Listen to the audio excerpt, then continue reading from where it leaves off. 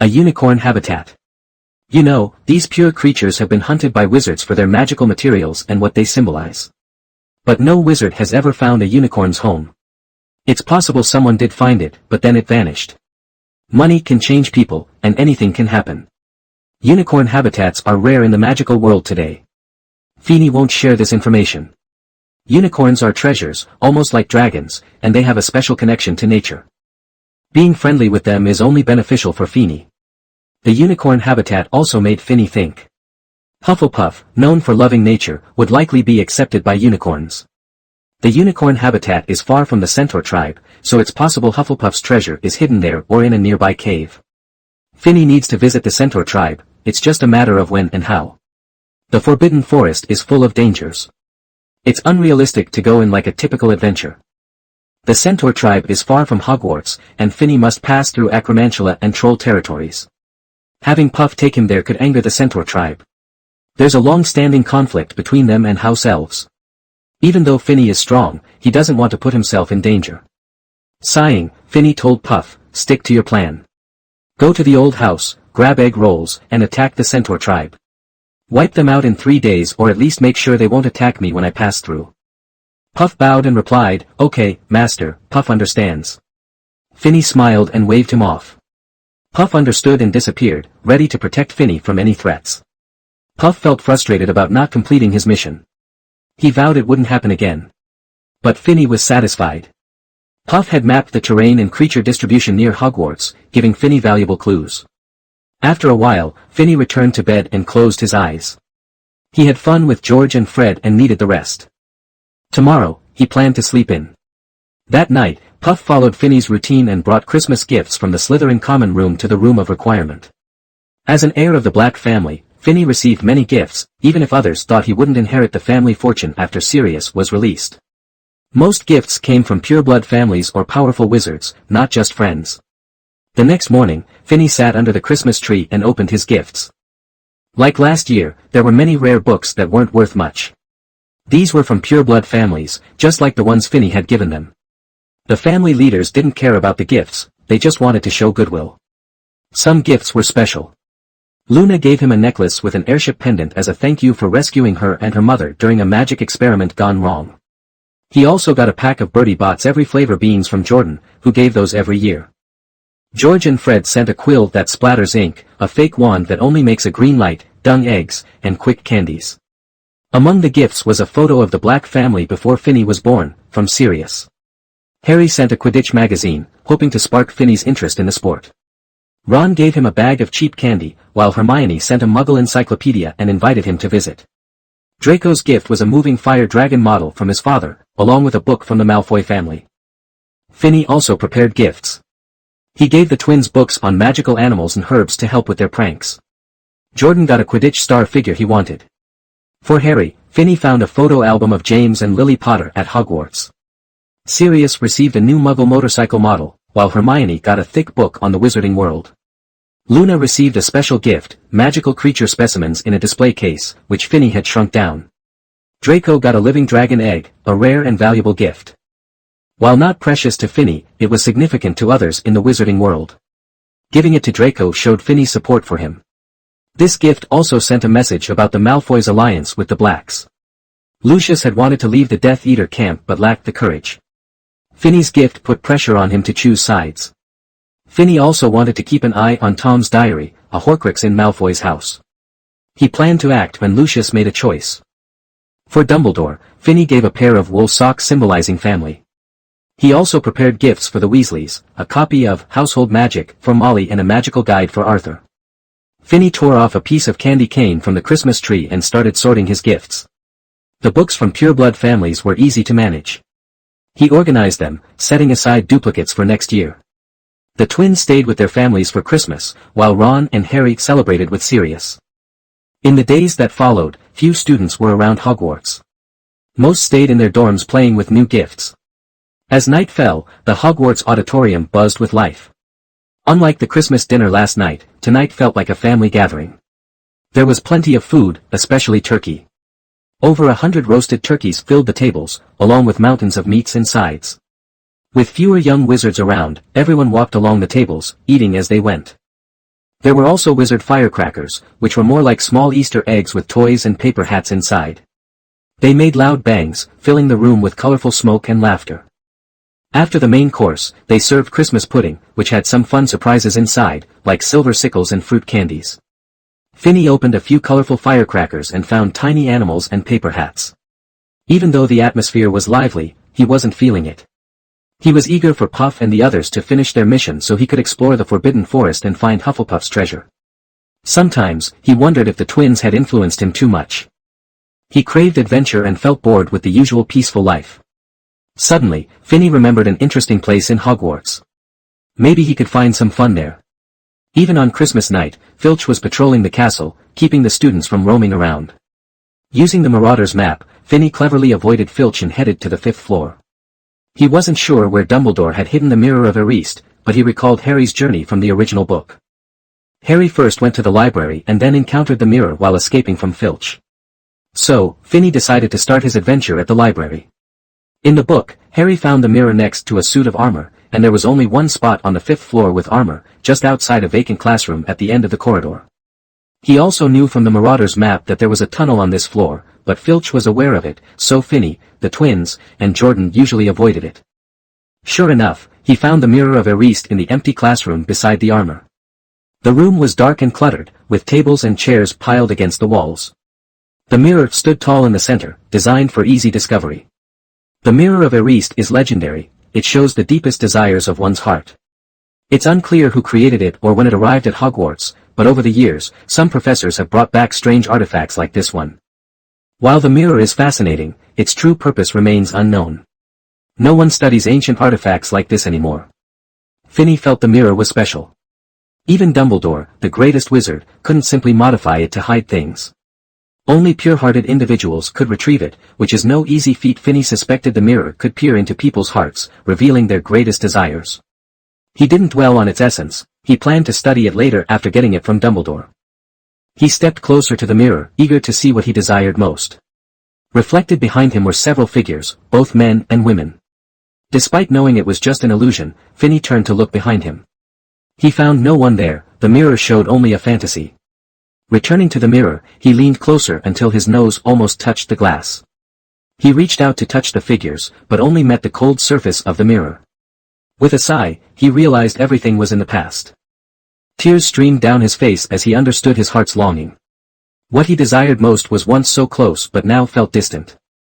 As he gazed at the familiar faces, memories flooded his mind, the founder's legacy, the nature of magic, and the dynamics of pureblood families. Though uneasy, he felt a sense of peace. The figures in the mirror represented those who had been with him, but now they were gone. This was his deepest desire, to relive the past. Finny sat on the ground, absorbed in the reflection, fully aware it was just an illusion but wanting to see more of what he couldn't forget. "I don't know what you saw, but I think you know what it is, Mr. Black," Dumbledore's voice came from behind him. Finny sighed and turned around. "Yes, sir, I know. It's the Mirror of Erised, the Mirror of Desire." Dumbledore sat beside him. "So, Finny, what did you see that made you cry?" Finny shook his head, choosing not to answer.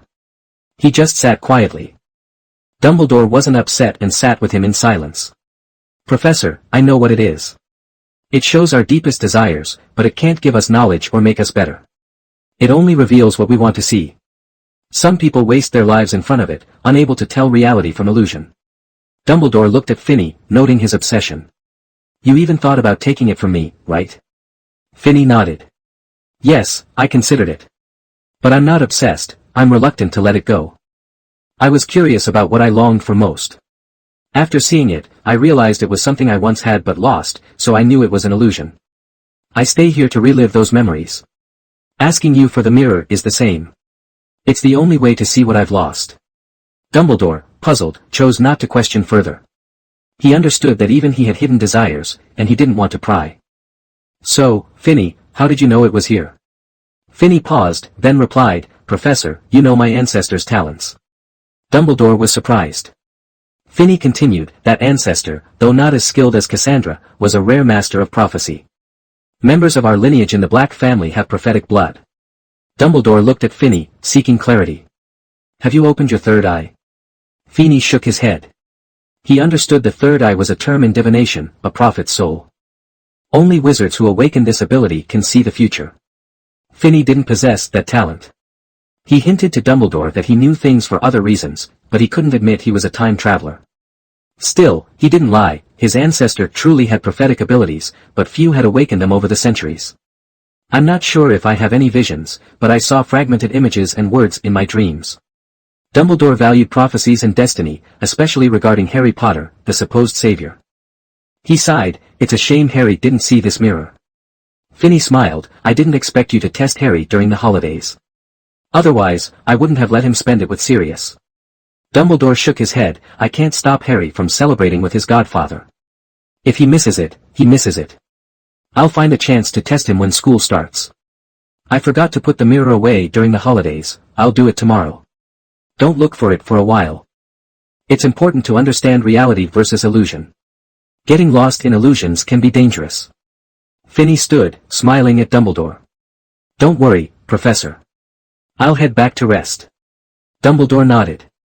Finney took one last look at the mirror and the unforgettable figures within it. He silently vowed, I don't know if I'll get another chance to return to you, but if I do, I'll do everything I can, even if it means going against the world. At that moment, Finney's long silent system suddenly revived. Congratulations to the host for having the courage to move forward, meeting the conditions to become the strongest wizard, and unlocking all system permissions. This system aims to train the host to be the most powerful wizard in the world, providing tasks, rewards, and magical items. All permissions are enabled. The library system is cancelled, the echo system is cancelled, the talent system is enabled, the magic book system is upgraded, and the experience point system is activated. From now on, there's no need to learn new spells through the library. The magic book system will provide the latest effects. As long as the host observes and understands spellcasting principles, they can learn spells and enhance proficiency using system experience points. When proficiency reaches its peak, the host can gain insights and develop new spells through the spell consent system. Turn on the talent system, cancel the echo system, and get rid of specific performance metrics. The host no longer needs the echo system to gain special magical talents. Instead, the host can purify their bloodline, spend experience points to unlock talents, or earn special skills through mission rewards. The system upgrade is complete. All library passes can be exchanged for experience points. The mall system and gems remain. All responses now convert to experience points, and talents like magic vision, magic body, and the third eye are unlocked. The task system is updated with new missions. The mysterious man must be stopped. As a host aiming to be the most powerful wizard, Finney can't let this threat disrupt his growth. The mission is to destroy the mysterious man's horcruxes, 3 out of 7, and defeat him in the final battle. The system that had been silent for a while is back, but for Finney, not much has changed. What matters most is the new talent system. The previous echo system lacked a proper way to get echoes, so Finney was always interested in Professor Jonathan's echo, which felt almost non-existent. Now, with the talent system, Finney can gain special abilities. Magic vision and magic body are similar to Professor Jonathan's echo but are now permanent. Even if he awakens new talents later, these won't disappear, which is a big improvement. The new talent, the third eye, makes the lies Finney told Dumbledore real. His memories provide a basis for Vera's plan, and the third eye gives him divination abilities, which are essential. More importantly, one way to gain new talents is by purifying his bloodline. This could allow Finney to access Slytherin's talent.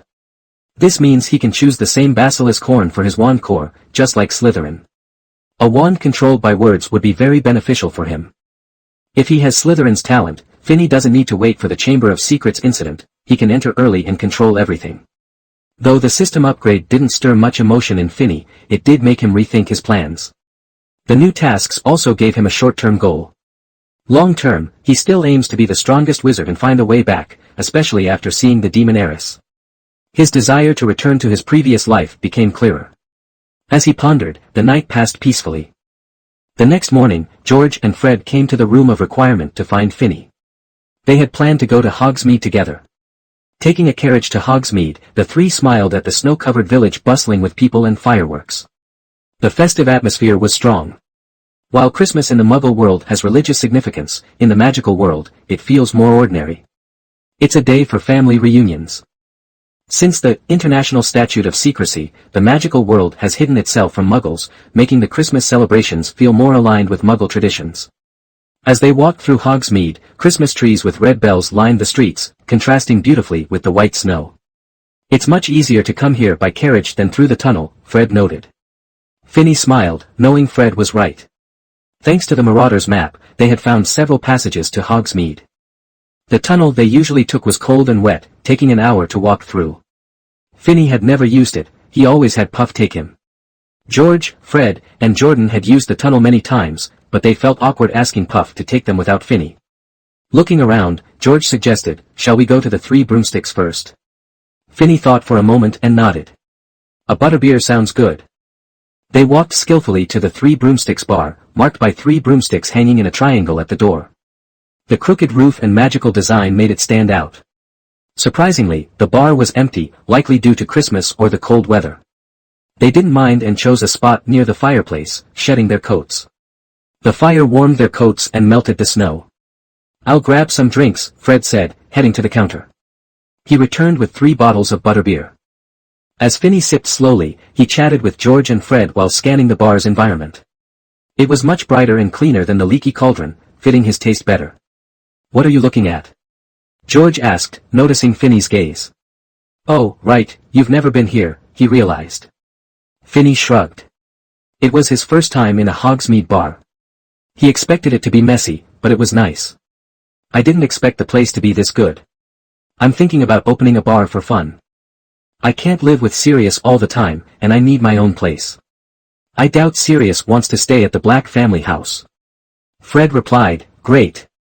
We'll open a joke shop next to your bar." Finny didn't deny the idea. He had considered it seriously. He didn't want just any bar, he envisioned a place where wizards could play games like Warhammer chess. If he opened a bar, it would be in a place like Nocturne Alley, where people could drink, trade information, and conduct business. Finny gulped down his butterbeer, which is a non-alcoholic drink made from butter, hard candy, and cream. It was popular among young wizards, though he preferred juice. After finishing their drinks, the 3 felt warm and dry. "Let's head to Zuko's joke shop, the place you wanted to visit," Finny suggested. They had come to Hogsmeade for fun, without a clear plan, so they went wherever they felt like. Zuko's joke shop was next to Honeyduke's candy shop. The shop had large glass windows displaying prank props, perfect for the twins.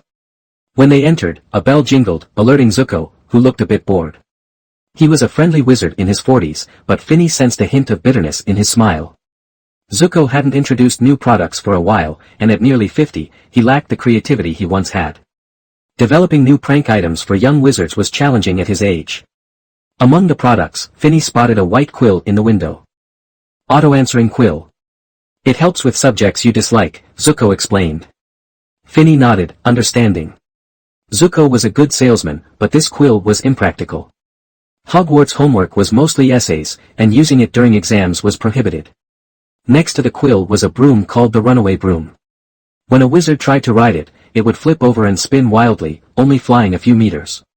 It was just a toy, not cursed. There were also frog egg soaps that got dirtier the more you washed them, nose-biting teacups, burp candies, and squeaky candies. Finny didn't buy anything. He wasn't interested in prank items and could use his magic instead. George and Fred picked up several items, including dung eggs and burp candies, along with a dangerous prop called the wolf tooth flying saucer. "This thing makes a roaring sound and is very dangerous," Finny warned, seeing it tear a piece of paper apart. "I don't recommend buying it," he added, concerned for Ron, Percy, and Jordan. In the end, the twins chose an inflatable skeleton and a sticky telescopic hand instead, which were safer. "Okay, let's go," Fred said, smiling as he held his purchases. Finny reluctantly pulled out a small leather bag and handed it to the twins. "I made this. It has a traceless stretching charm. Use it to hold your stuff." George looked doubtful and asked, "Why isn't this our Christmas present?"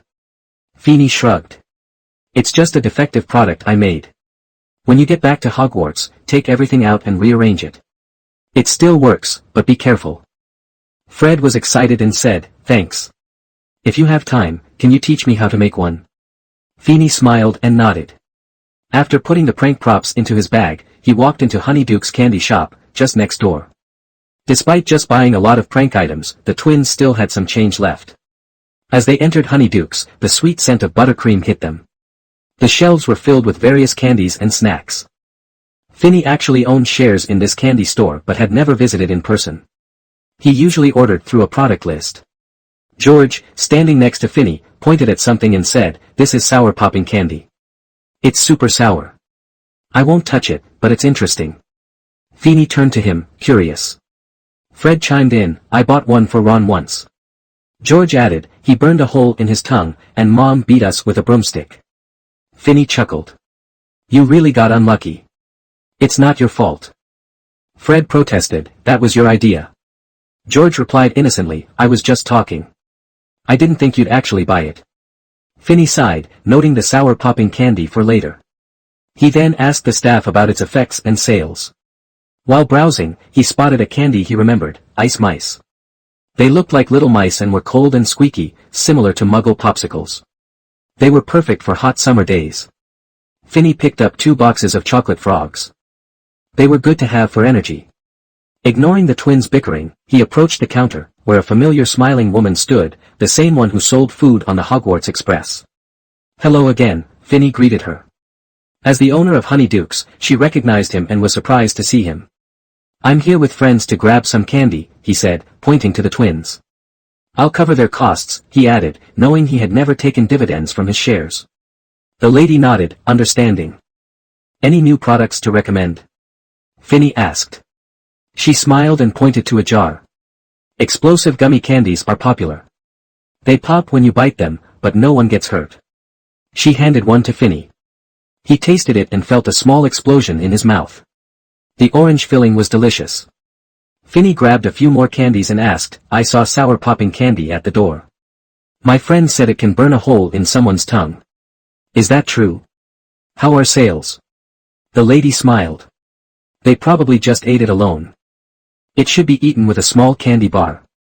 We remind customers of that. It sells well, but not as much as other candies." Finney nodded. "Great. Send some candies to Hogwarts. I want chocolate frogs, piles of cockroaches, whole gummies, ice mice, bloody lollipops, and some fruit preserves, especially orange and apple." The lady took notes, nodding. When Finney and the twins left, he only had a few snacks for the road. The twins bought a lot, taking advantage of Finney's shares without borrowing money. After their visit to Hogsmeade, they didn't go anywhere else.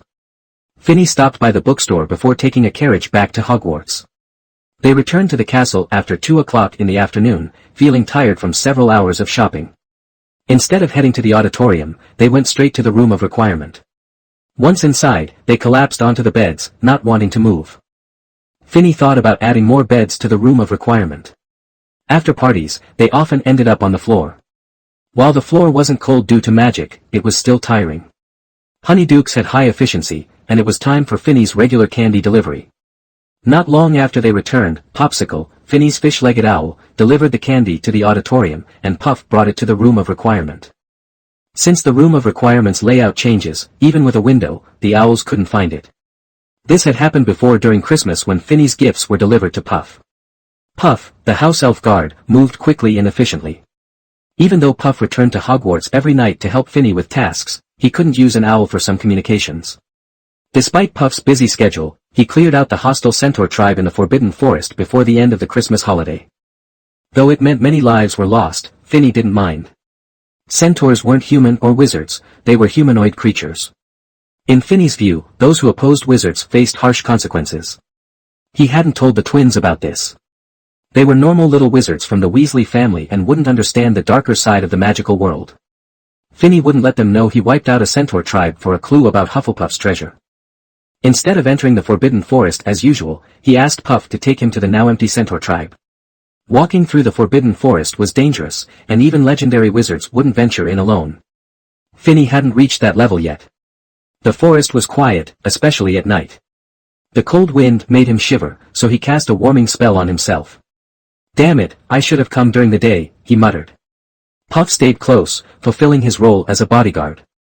They walked along a faint path, which looked like an animal trail. Finney noticed horse hoof marks, indicating it was made by the centaurs. The snow covering the path was trampled, making it firm but still tricky to walk on. With Puff's guidance, Finney slowly reached the empty centaur tribe.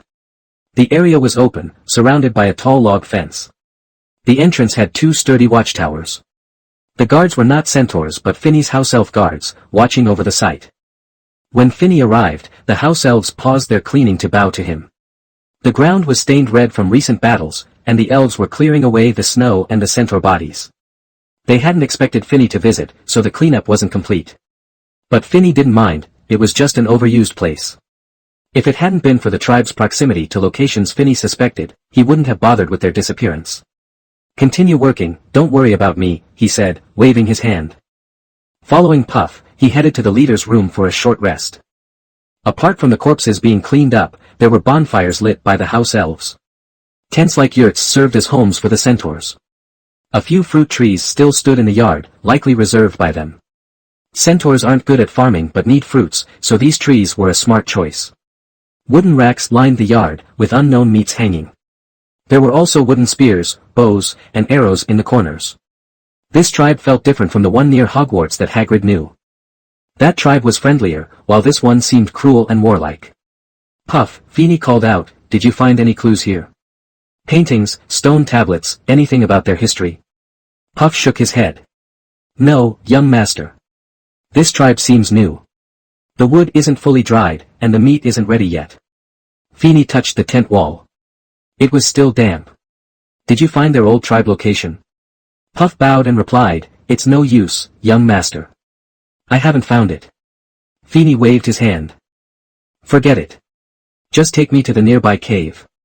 Puff nodded, took his hand, and they vanished, reappearing outside the cave. Feeny examined the cave. It was clearly connected to the centaur tribe. The cave showed signs of being made by them, not naturally formed. Humans or wizards would have done a neater job. Feeny waved his gloved hand, summoning blue flame. This was Gubulai's fairy fire, a flame that wouldn't go out unless disturbed. It was great for lighting. The glove he used was a magical item he got during the Gryffindor explosion. After a holiday, it was finally restored. He now saw it as a spellcasting tool, not just for storing magic. Feeny also held his wand, ready for anything. He preferred using gloves for minor spells but kept his wand handy for emergencies. Puff was with him, but he knew Puff couldn't protect him from everything. They entered the cave, lit by the fairy fire. The dim light created a misty atmosphere. The cave was much larger inside than it looked from outside. It was built into the mountain, sloping downwards. The deepest part was underground, making it spacious. Inside, it wasn't as cold as Feeny expected, but the humidity made it chilly. The stone walls sparkled with ice from dew droplets, looking beautiful under the dim light. However, Feeny thought such beauty could hide danger. He believed that pretty things often had a dark side. Surprisingly, they encountered no threats. The cave was empty, made of ice and rock, with no plants or animals. Feeny felt disappointed. He expected to find something in a cave built by centaurs, but there were no clues about them or Hufflepuff's treasure. Still not satisfied, he ordered Puff, "Tell Popsicle to bring some house elves to clean this cave. I want every piece of ice and rock gone. Light it up and let me know if you find anything unusual. I refuse to believe this cave is just ordinary." Meanwhile, this Christmas was a new experience for Harry. It was his first holiday in the wizarding world and away from his aunt and uncle. He spent it with his parents' friends, including Ron. Under Finny's arrangement, they celebrated on a private island in the UK. The villa was beautiful, with an artificial hot spring and entertainment facilities. Harry had never seen anything like it. He could wash dishes in a sink and cook without a wizard's help. The villa even had a teapot that produced milk when hot water was poured in. Sirius brought a house elf to serve them. On Christmas night, Harry saw a grand dinner he'd never experienced before. Sirius even took him and Ron flying around the yard on broomsticks. He even brought Quidditch training gear for Harry. During their downtime, Sirius taught them simple spells to expand their magic knowledge. Harry was surprised to find gifts on Christmas morning. When he saw his name among the presents, he was confused. "Merry Christmas," he said, putting on his coat and heading to Ron. Ron was by the tree, opening his gifts. "Merry Christmas. What do you think you'll get?" Ron's gifts were bigger since he had more friends and family. Harry opened a package from Hagrid, which contained a handmade flute. It was a bit rough, but it showed Hagrid's thoughtfulness. The next gift was from Harry's aunt and uncle, a 50-pence coin.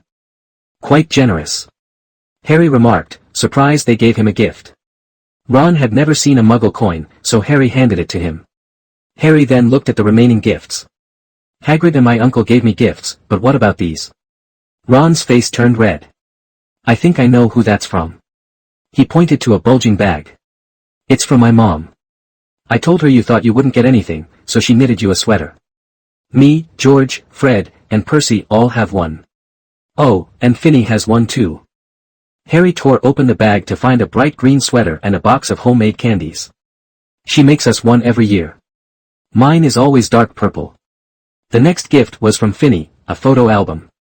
Seeing it made Harry's eyes well up. Sirius came out, surprised to see the album. Is that from Finny? Harry nodded. How did you know, Sirius? Sirius explained, he asked me for old photos from Hogwarts a few days before Christmas. These are the ones. He pointed to a photo of himself, James, and Lupin together. Lupin told me Finny asked for photos from him too, Sirius added. Harry pointed to a picture of his parents holding him as a baby. What about this one? Sirius paused, recognizing it. We took a similar photo, but not in this setting. I'm not sure about many of these photos. Finny must have other contacts who knew Lily, he said. Ron chimed in, he knows a lot of wizards and calls Harry's mom senior sister. They seem close.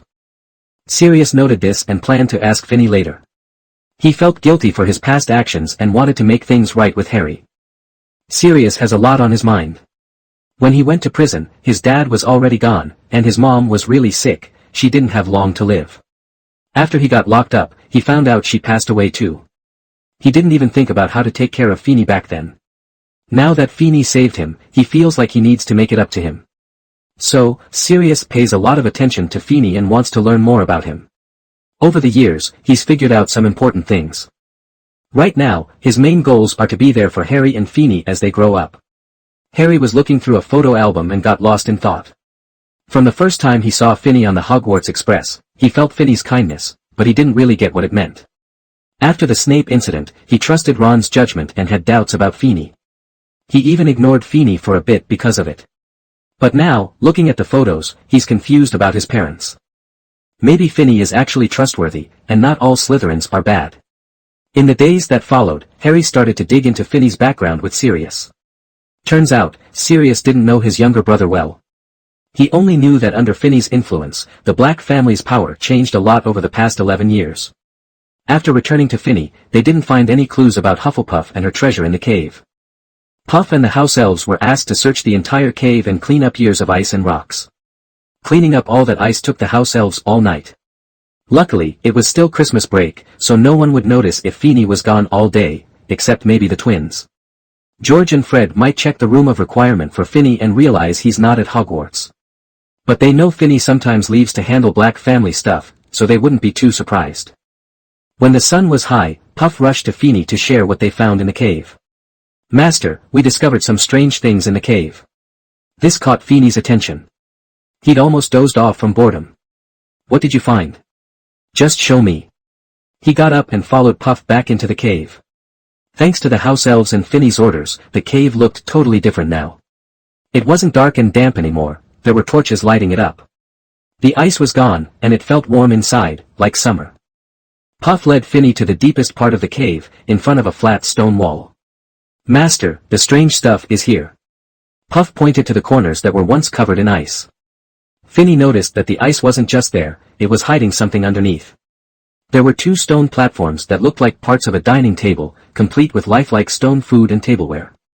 This place is definitely connected to Hufflepuff, but there's no sign of her treasure, Finny sighed, feeling lost. He thought about how the treasures of the other founders were found with clues or luck. Hufflepuff's treasure was still a mystery, even after all their hard work. Puff had spent a whole day searching the Forbidden Forest for clues but found nothing.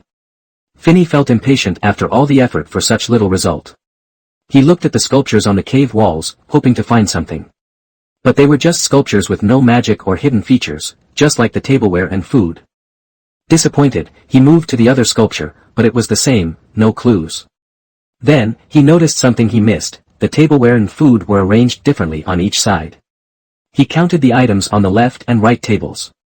The left had 3 sets of plates, 1 bowl, 3 knives and forks, and 3 cups. The right had 3 plates, 1 bowl, 3 knives and forks, but only 2 cups. So, the right side was missing 1 goblet. He realized a large, fancy cup was missing, one that looked like a trophy. This reminded him of Hufflepuff's golden cup, a legendary item he knew about.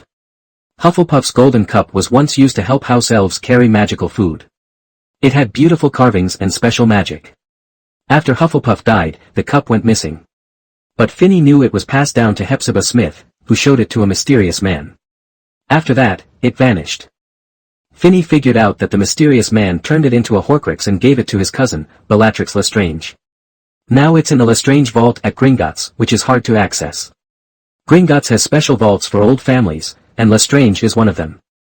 To get to their vault, you have to pass through a magical waterfall that reveals anyone with bad intentions. Then, you face a fire dragon that guards the vaults. Finally, goblins have to open the vault doors. Even the owners can't do it without the goblins. For goblins, all the gold belongs to them, and wizards just borrow it. The same goes for the treasury. Even though Gringotts is fine now, many family heads know that if the goblins start another war, all the gold and treasures stored there could be lost. Magic items would become their resources. The hidden vaults of Gringotts shareholders are the only exceptions. Those vaults can't even be opened by the goblins themselves. Letting goblins control the magical economy has its risks, but the powerful people in the magical world have no other choice. During the Goblin Rebellion, history books say wizards won, but the truth was different. The rebellion led the elf clan, which had been watching wizards, to attack. The top wizards had to fight the elves instead of the goblins. The battle was brutal, with only a few great wizards left standing. They pushed the elves back into the forests of America and Africa, but they couldn't defeat them completely. In the war against the goblins, wizards had the upper hand. The goblins realized the legendary wizards were absent and wanted to quit. Neither side wanted to fight, but the goblins demanded control over the wizarding economy and their own bank, or they'd rather die in battle. The magical leaders, including the Council of Elders, knew that continuing the fight could destroy the magical world. At that time, wizards were already struggling, and there was a small-scale war with muggles going on, especially with the church's witch-hunting operations. The magical world was shrinking. In the end, they had to give in to the goblins' demands. So, Gringotts was established, with branches and underground vaults based on where the families were located. Finney knows all this well, which is why he understands how hard it is to take a magic item from a vault that isn't his. It's not just challenging Gringotts' authority, it also irritates the goblins. Not long ago, there was a vault theft in the UK. The thief was unlucky because the vault was empty, but it made the goblins even more on edge. So, breaking into Gringotts and stealing Hufflepuff's gold cup from Lestrange's vault would be incredibly risky. If Finney tries, it could spark another goblin uprising. Hundreds of years later, the relationship between wizards and elves is still tense, with vampires lurking around. If a goblin rebellion happens, the magical world will be exposed to muggles, leading to a potential Third World War. Finney doesn't want that. He's determined to become the strongest wizard and find a way back to his original world to reunite with his friends and family. His only real friends now are George, Fred, Lee Jordan, the loud-mouthed black guy, and 2 seniors, Pandora and Nico. Harry, Ron, Neville, and Hagrid are more like half-friends. They're friends, but not like the twins, who share secrets. Finney thinks that by the time he becomes the strongest wizard and finds a way home, he'll have spent years with the twins, maybe even living a normal life. Then, leaving would feel like a natural end. Knowing all this, Finney realizes he can't just go to Gringotts to grab the gold cup alone. Luckily, he has someone he can use, Dumbledore. Don't forget, Hufflepuff's golden cup is also a horcrux. Normally, when Finney destroyed the Resurrection Stone Ring horcrux, the mysterious man would have felt it. But he's still a ghost, and his soul feels discomfort. So far, he hasn't reacted to Finney and Dumbledore disposing of most horcruxes. Finney originally planned to give the gold cup to Dumbledore in a couple of years for other conditions. But now, it seems he needs to speed things up. If he had known this, he wouldn't have submitted Ravenclaw's crown this year. Thinking about this, he realizes it's not the right time to open the Hufflepuff treasure. Puff, take me back to Hogwarts. And keep a few people here. I'll come back, Finney instructed. With Puff leading the way, they returned to Hogwarts, and Finney went straight to Dumbledore. He knew he couldn't open the treasure now, but he was impatient and didn't want to wait. Finney. What do you need? Dumbledore asked, confused to see him. Since their last meeting about the Deathly Hallows, they hadn't interacted much. Finney sat down across from Dumbledore, playing with Fawkes, and said, "I want to talk about the next horcrux." Dumbledore raised an eyebrow. "Why? You know it's better to share one thing a year. I doubt you'd compromise your own interests just to deal with Tom." Finney shrugged. "Of course, I'm selfish." He stopped playing with Fawkes and leaned back in his chair. "This horcrux is Hufflepuff's golden cup. I need it for something important, so I wanted to tell you early. Once you get it, we can keep its properties, destroy the horcrux, and then I can use it." Dumbledore looked intrigued, pacing his office. After a moment, he asked, "Have you found the Hufflepuff heritage? Do you need the cup to open it?" Finney was surprised. "How did you guess?" Dumbledore explained, "I know you received Ravenclaw's inheritance. You told me that." Finney nodded. "Yes, I mentioned it. That's why you came to see Senior Nico last year." Dumbledore continued, "Your issues with the vampires were well known. The whole magical world heard about it. Your transformation spell is similar to Gryffindor magic, but yours is more advanced. So, I figured you found Gryffindor's heritage, but you're unsure where it is." Finney pulled out the soul stone he made. "The Gryffindor inheritance is under the Black Lake. It was a one-time thing, and the four of us took it. The others learned from me." Dumbledore picked up the soul stone. "This isn't a magic stone. It's similar, but the effects are different. Did you improve it?" Finney nodded. Dumbledore knew he had Ravenclaw's knowledge, which included ancient runes and magic. "Did you develop it based on Gryffindor's magic to give objects intelligence?" Dumbledore asked. Finney smiled. "Yes, and it requires a lot of magic." Dumbledore praised, "That's a great idea. Planning to use it to make a wand?" Finney was shocked. "Did you guess that too?" Dumbledore replied, "Ravenclaw's inheritance includes wand-making skills. Your soul stone looks like a wand." Finney smiled. "You haven't said how you figured out I found the Hufflepuff heritage." Dumbledore grinned. "This is your third year. In the first 2 years, you received the Founder's inheritances. You chose them on purpose. You told me the Golden Cup would benefit you, so it must be something important. I know Hufflepuff's cup can only summon food, so you don't need it for that. You want it for its existence and connection to Hufflepuff." Finney clapped. "Professor, you're truly the greatest wizard. You were once Grindelwald's companion." Dumbledore smiled. "So, it really is Hufflepuff's inheritance. I won't ask where it is, but if the news gets out, it could change everything. I won't stop you from searching, but please promise not to share these details. If the existence of the Founder's inheritances spreads, it could change the magical world forever." Finney nodded. "I understand. The Founder's legacies are too significant. If you hadn't become a legendary wizard and forged your own path, you'd be tempted too." Dumbledore nodded, looking at Finney and said seriously, "You'll be tempted. One person's inheritance can lead to becoming a legendary wizard. You know 3 now." Finney hesitated, then admitted, "Well, actually 4." Dumbledore's eyes widened in surprise. He didn't expect Finney to find all 4 Founders' inheritances. Finney scratched his head and smiled, "Actually, there should be 2. I haven't entered Hufflepuff's or Slytherin's chambers yet, so I'm not sure about their inheritances. But deep down, you know where they are, right?" Dumbledore replied. At first, it seemed wrong, but thinking it over, he realized Finney had clues to find the inheritances, even if he was uncertain about some details. Finney smiled faintly and shook his head, saying nothing. Dumbledore changed the subject. "Let's talk about horcruxes. Do you think Hufflepuff's Golden Cup is one?" Finney nodded. "As I mentioned before, the mysterious man is very proud. His pride hides his low self-esteem. He promotes pureblood theory, even using the name Tom Riddle to reject his father's bloodline. A wizard who pushes for pureblood status is actually a half-blood himself. This makes him vulnerable." Dumbledore agreed. "I noticed this when I first met Tom. His childhood made him hate all creatures except wizards. Entering Slytherin, he found like-minded partners." Finney continued, "Look at the horcruxes we know. The Gaunt family ring is the resurrection stone, a symbol of his mother's family. Slytherin's locket, Ravenclaw's diadem, and Hufflepuff's golden cup are treasures from the Founders. They reflect the mysterious man's proud heart. If Gryffindor's sword hadn't been in your hands, I bet he would have made it a horcrux too." Dumbledore sighed. "I understand your reasoning about horcruxes, as you can find them. When you told me about the golden cup, I believed it was a horcrux. But after you found Hufflepuff's heritage, I started to doubt you. Dumbledore had good reason to be suspicious. If Finney asked for something else after revealing the horcrux, Dumbledore wouldn't question it. But wanting the golden cup itself raised concerns. Dumbledore paused and continued, "Your analysis is solid. You figured out Tom's character pretty well. If you knew his life story, you'd better understand his habits and plans. So, where is this horcrux now? You must know its location but can't get it yourself, right?" Finney smiled sheepishly. Dumbledore understood Tom completely. Inside the Gringotts vault. Dumbledore was stunned. After the Gaunt family was destroyed, Gringotts wouldn't keep their treasury.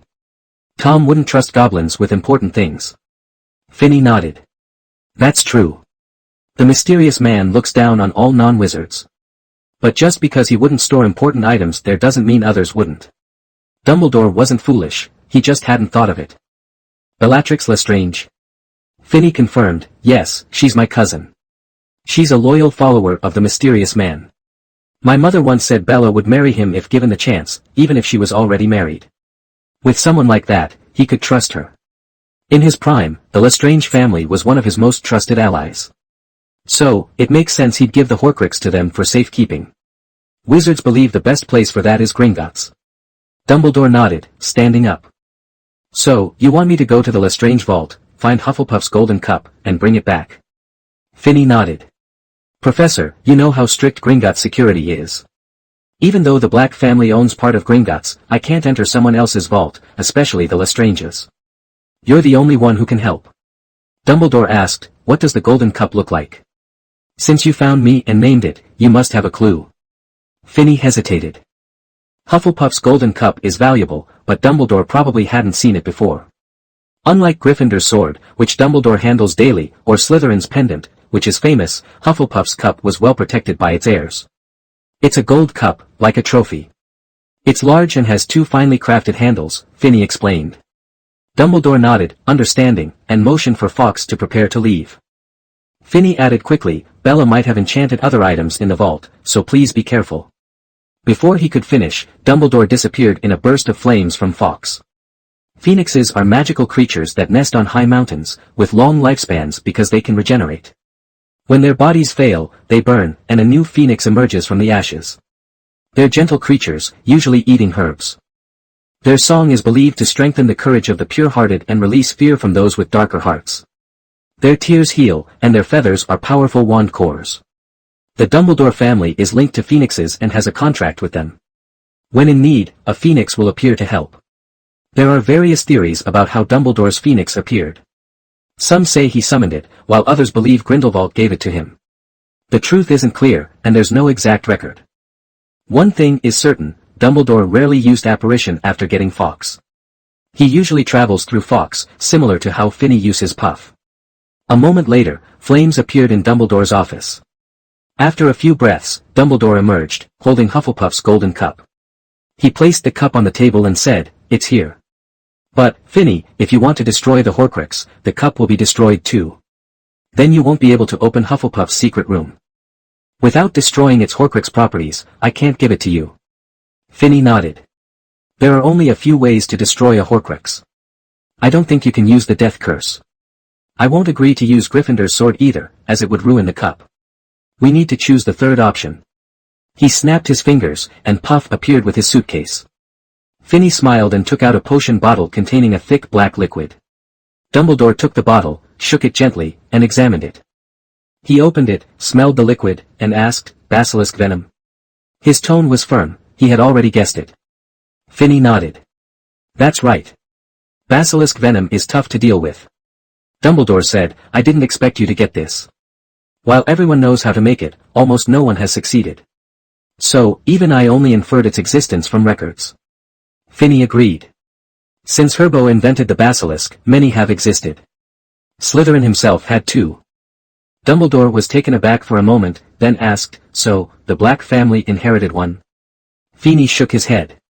"No, according to the Slytherin diary I found at Gaunt's house, one of them was killed and eaten by the four founders." Dumbledore was shocked. Eat? A rare, dangerous creature is just food to them. Seeing Dumbledore's surprise, Finney shrugged. "Honestly, I don't fully believe it, but the diary says it tasted pretty good." Slytherin was annoyed. No one had tried to raise a basilisk because it's too dangerous. Its massive size takes time to grow, and its gaze can kill instantly.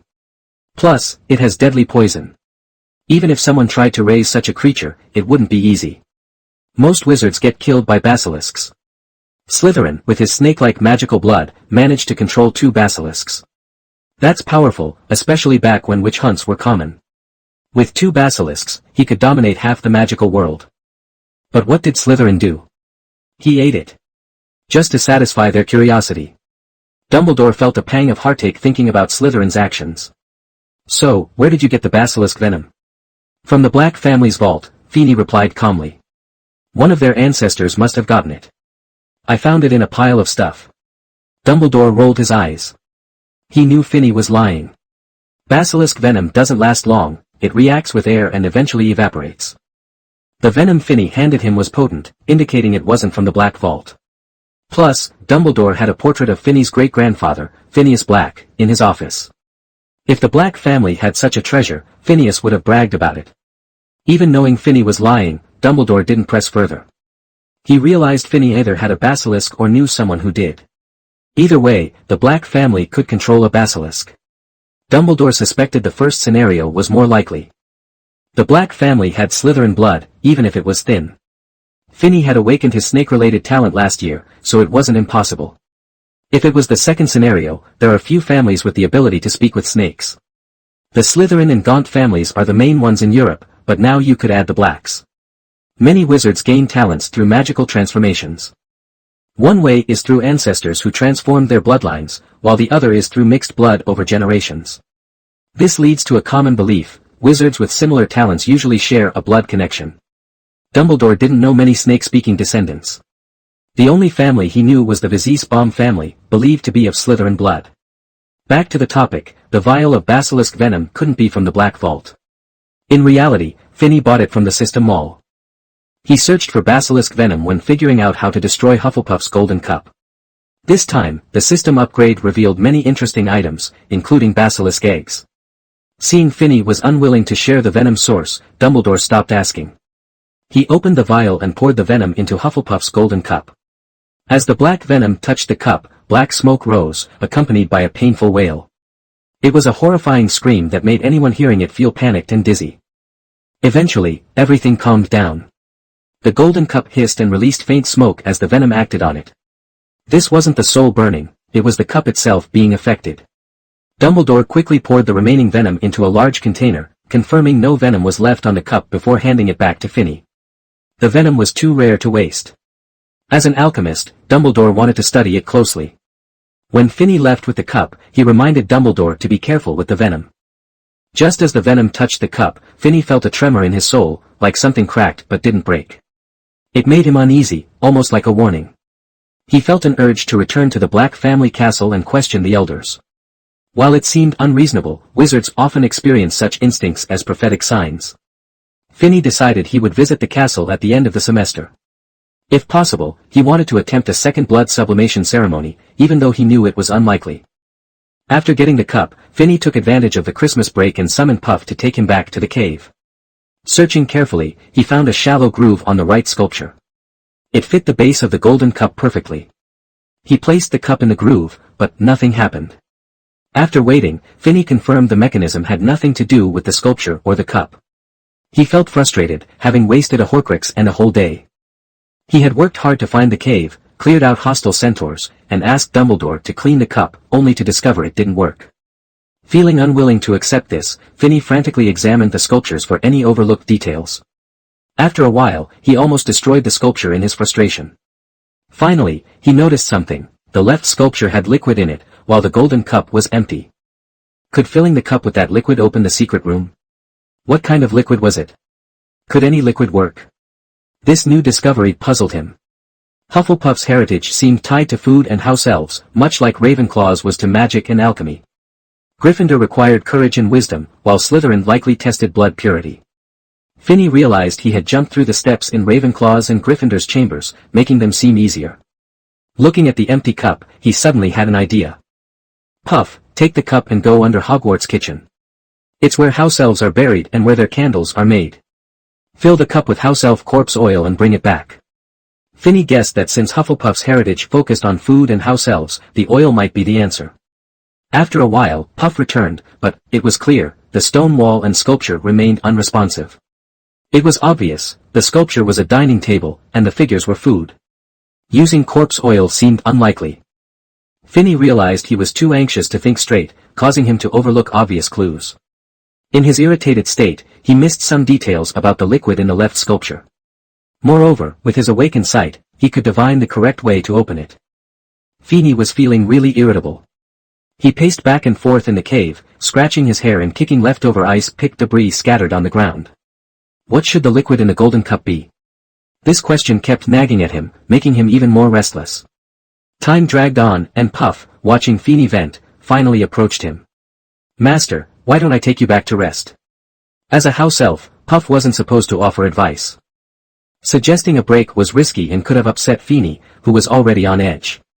But surprisingly, Finney nodded, realizing Puff's suggestion was a good idea. After a peaceful night in the room of requirement, Finney woke up to find it was January 6th, classes at Hogwarts would start the next day, and students were returning from holiday. Conversations among students were similar. "Did you finish your holiday homework? What did you get for Christmas? Where did you go for the holidays?" Finney and his friends also had homework, but he had forgotten about it. "Have you finished all your holiday homework?" he asked the twins and Jordan. "Just one more thing," Jordan replied.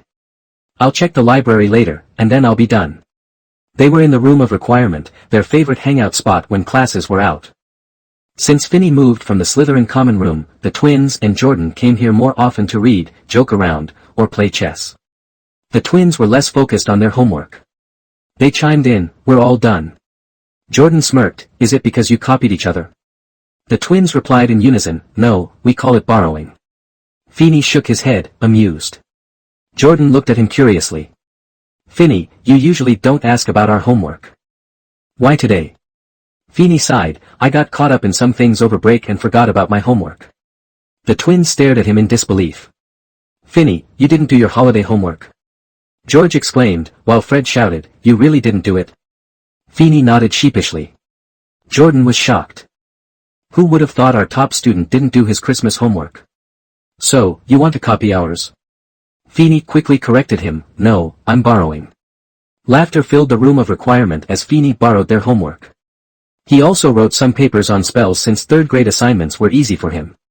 The next day, Professor McGonagall found Finney. "Mr. Black, just because you have good grades doesn't mean you can copy Mr. Weasley in Mr. Jordan's homework, even with changes." She handed back his work, having noticed the similarities. Finney nodded. "Professor, I had some delays during break. Besides, you know my level, this homework doesn't help me." McGonagall sighed, knowing the homework was easy for him.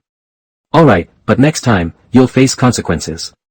After she left, the twins high-fived, relieved. "Great. She didn't catch our homework issues." Finney and Jordan exchanged knowing glances. They could see the problems in the twins' work too. McGonagall was more upset with Finney for copying than with the twins. "Honestly, she probably knew but let you off because I was involved." "Snape won't be so forgiving," Finney warned. As a Slytherin student, Finney had privileges, like not needing to do Potion's homework. He couldn't divert attention from the twins. Soon, reality hit. Finney couldn't save the twins from Snape's wrath. "Redo it," Snape ordered, glaring at them. The twins looked defeated, their spirits crushed. Jordan laughed and patted Fred. "Not being locked up is the best punishment for you. You're lucky." George chimed in, "I swear Snape can read minds. Dumbledore gives me the same vibe." Finney warned, "It's legilimency. Avoid looking into Snape's eyes, he's a master of occlumency and legilimency." The three exchanged shocked looks. They knew Finney understood many secrets of the magical world. While homework was settled, the twins faced tougher days ahead. After Christmas, Gryffindor's Quidditch training intensified. With Harry on the team, Wood pushed everyone harder. "He's a maniac. A training freak," the twins complained to Finney and Jordan after each exhausting session. Wood's intensity made sense. If they won against Hufflepuff, they could beat Slytherin in the championship. It was their best shot in 7 years. "We'll lose. Snape will find a reason to deduct points from us," the twins fretted after learning Snape would referee their game. Finney was confused. "Snape as referee? The twins nodded. Would think Snape will try to sabotage us. Feeney shook his head. Snape has targeted Gryffindor before, but this time, he might not.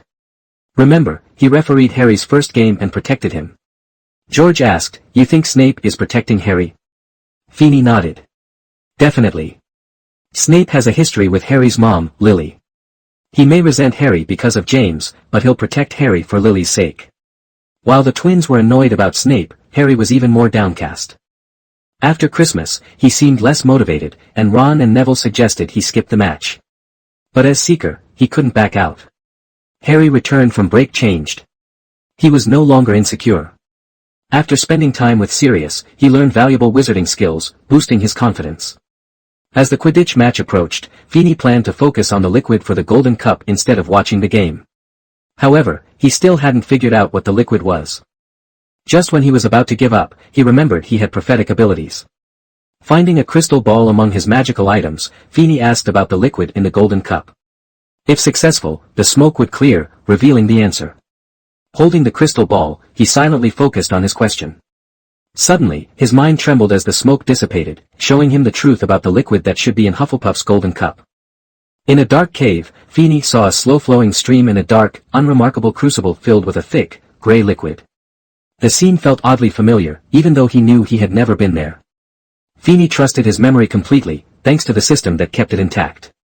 He realized, though, that he didn't know occlumency or legilimency, which meant he could forget things. Human memory lasts forever, but sometimes it gets pushed into the background.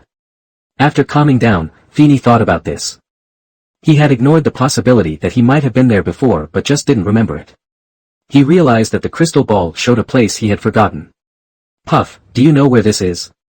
Feeney asked after making the image in the crystal ball permanent. Puff shook his head, looking guilty. I'm sorry, Master. I don't remember this place. It's all my fault.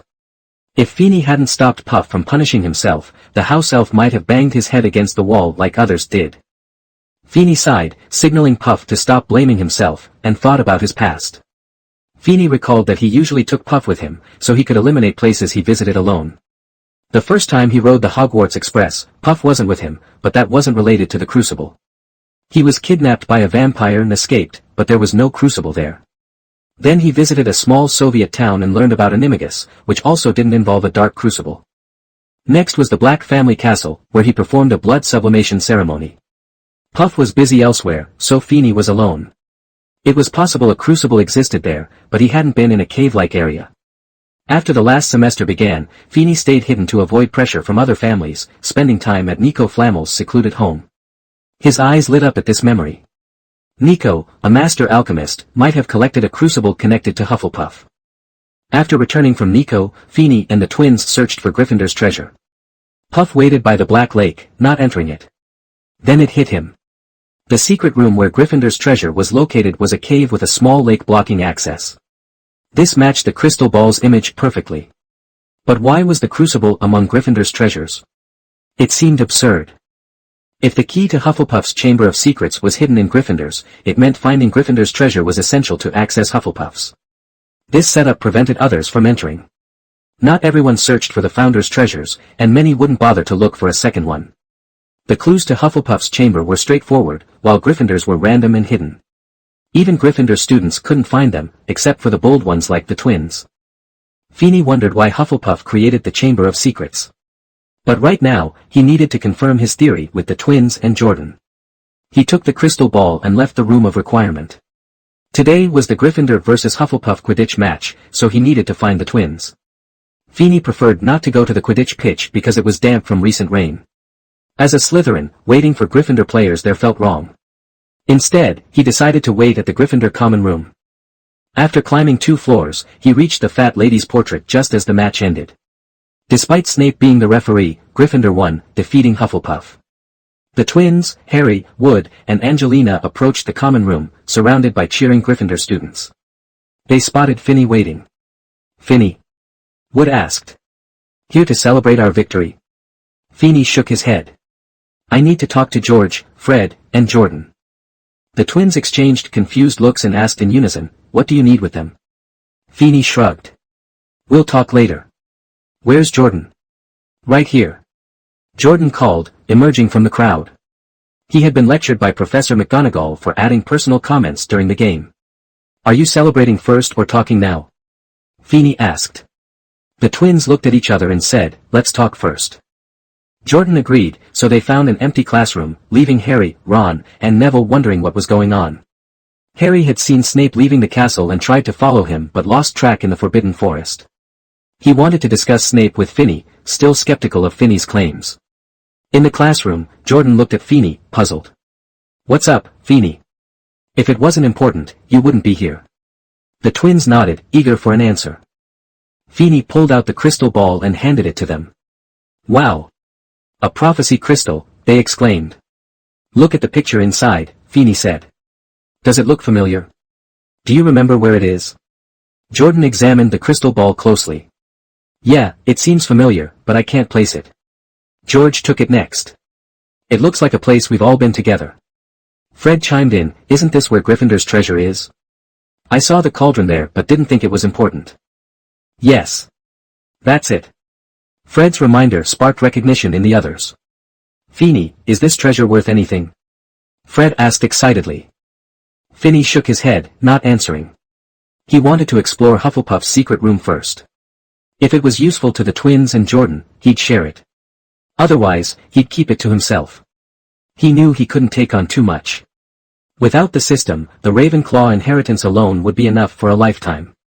Nico, Pandora, and Lily had all reached their levels partly because of their inheritances.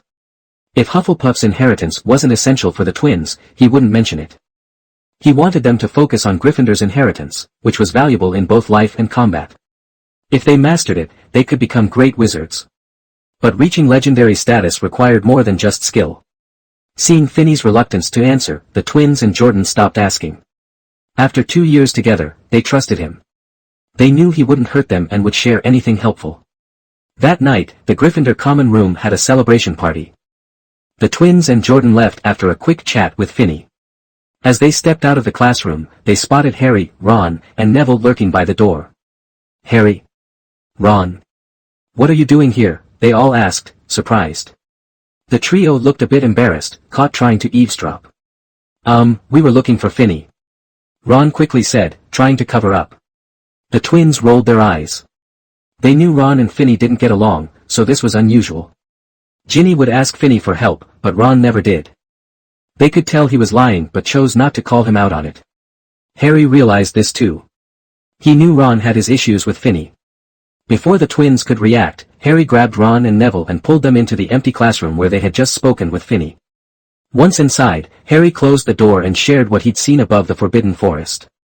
So, do you believe me now that Dumbledore hid the Sorcerer's Stone? Harry asked. Harry, Ron, and Neville nodded eagerly. Feeney continued, and you still doubt Snape, right? Harry replied, he was threatening Quirrell about getting through the protective spells. I think there's more to it.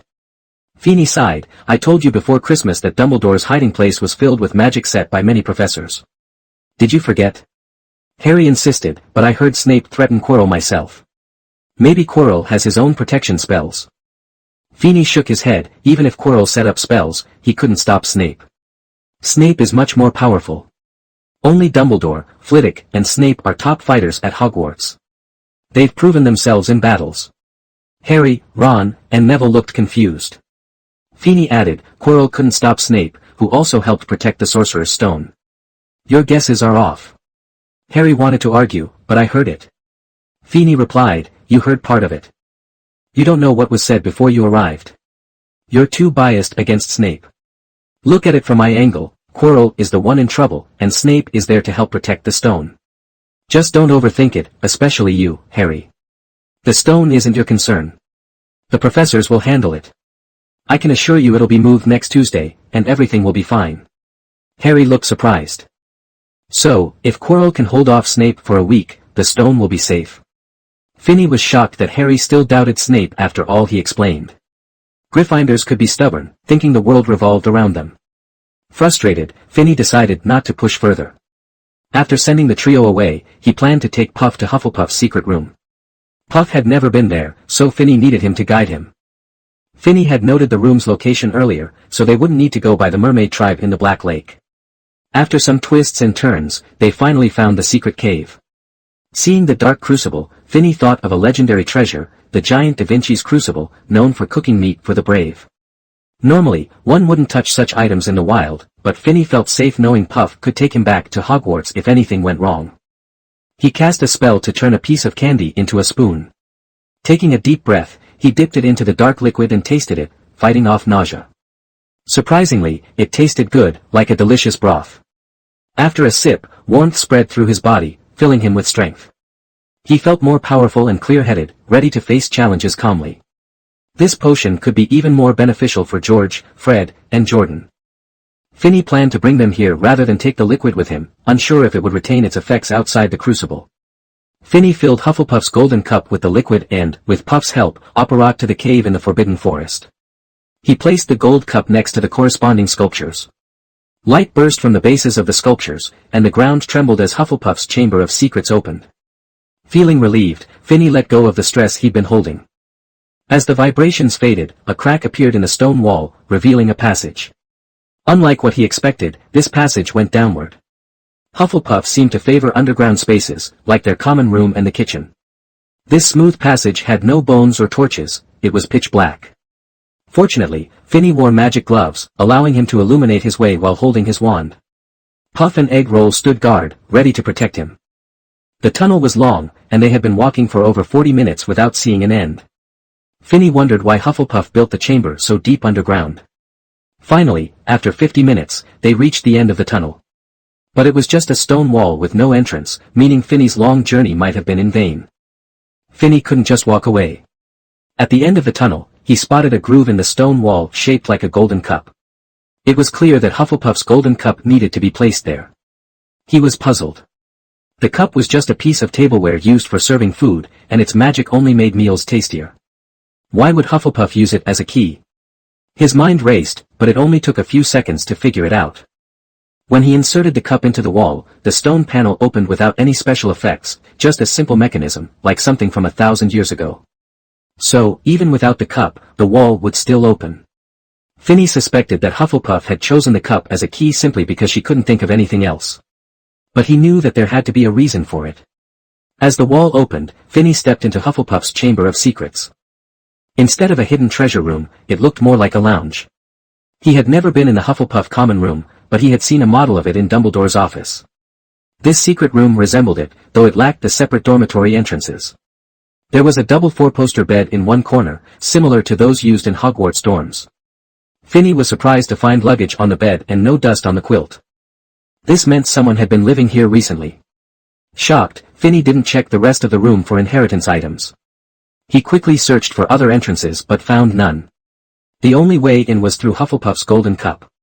The cup had been in Lestrange's vault for at least 11 years, and once the stone walls opened, they couldn't be closed again. This meant whoever had lived here had entered when Hufflepuff built the chamber thousands of years ago. Finney had previously guessed that the four founders might still be alive, but he never expected it to be true. Immortality wasn't common in the magical world. Nico had lived for 500 years, and Hirebo was sealed away. It seemed likely that Hufflepuff herself was here, hiding in a place she couldn't escape. This confused Finney. Why was she alone? Suddenly, a voice echoed in the quiet room, asking, "Why is there only one person this time?" The voice was hoarse and eerie, making Finney shiver. Puff and Egg Roll stood close, ready for anything. From the extinguished fireplace came the sound of footsteps, getting closer. Finney, Puff, and Egg Roll tensed, knowing they faced an ancient being. Finally, a short, somewhat plump lady in a khaki robe emerged from the fireplace. Finney realized the fireplace was an illusion, similar to platform 9 3/4. As the lady stepped into the light, Finney recognized her. She had light golden hair, almost white in the dim light, and a kind appearance, except for her red-yellow eyes and sharp teeth. This was Miss Helga Hufflepuff, one of Hogwarts' founders. She looked almost identical to her portrait at Hogwarts but with some distinct features. Finney felt pressure and an urge to flee. The faint smell of blood made him think of terrible things. Yet, he couldn't move, as if his body wasn't his own. Hufflepuff spoke again, her voice chilling. "Which branch are you a descendant of? Krause? Prince? Or Smith?" She continued, "I left a request for 2 people to come every 20 years. Why are you alone?" This should be the first generation of Smith. Without waiting for an answer, she pressed on. Her questions revealed that the three families knew Hufflepuff was alive. Finney realized that the Prince family might not know, as Eileen Prince had married a Muggle and had a child, Severus Snape. The Prowse family had only a young witch left, raised in an orphanage. All the descendants seemed scattered, suggesting the council had caused their decline. Still no answer. So you're not my descendant? Hufflepuff pressed. Where did you get the golden cup? Answer me, and I'll spare your life. Finney had no choice but to respond. I'm not your descendant, ma'am. I'm a Hogwarts student. I came to find your inheritance. The founders left it before they died. He continued, the golden cup was with the Smith family over 10 years ago. Hepzibah Smith showed it to someone in the magical world before she was killed, and the cup was taken. He explained that the person who took it was Tom Riddle, a Dark Lord defeated 11 years ago, who had made horcruxes. Horcrux. Hufflepuff's voice rose sharply. You mean he turned my golden cup into a horcrux? As Finney spoke, he felt the cup being pulled toward Hufflepuff. Yes, it smells like the soul used for horcruxes. Did you use basilisk venom to destroy it? Finney nodded. Good idea, but it doesn't completely clear the soul, she said, watching the cup shrink into a metal ball. Tom Riddle. Finney confirmed. Very good. Because of him, I lost a tool. Now, tell me why none of my descendants looked for my golden cup, but you did. Finney explained the situation with the Prince, Prowse, and Smith families. After listening, Hufflepuff's eyes grew terrifying. Good, Presbyterian Council. If you won't allow others to choose their path, then I'll cut off yours. She turned to Finney. You said you came for my inheritance. Finney nodded, but Hufflepuff interrupted. Huh. You smell like Salazar. Are you his descendant? If so, I won't attack you. He's one of my rare friends. Since you've told me these things, I won't let you leave empty-handed. Hufflepuff stretched out her finger and tapped Finney's temple.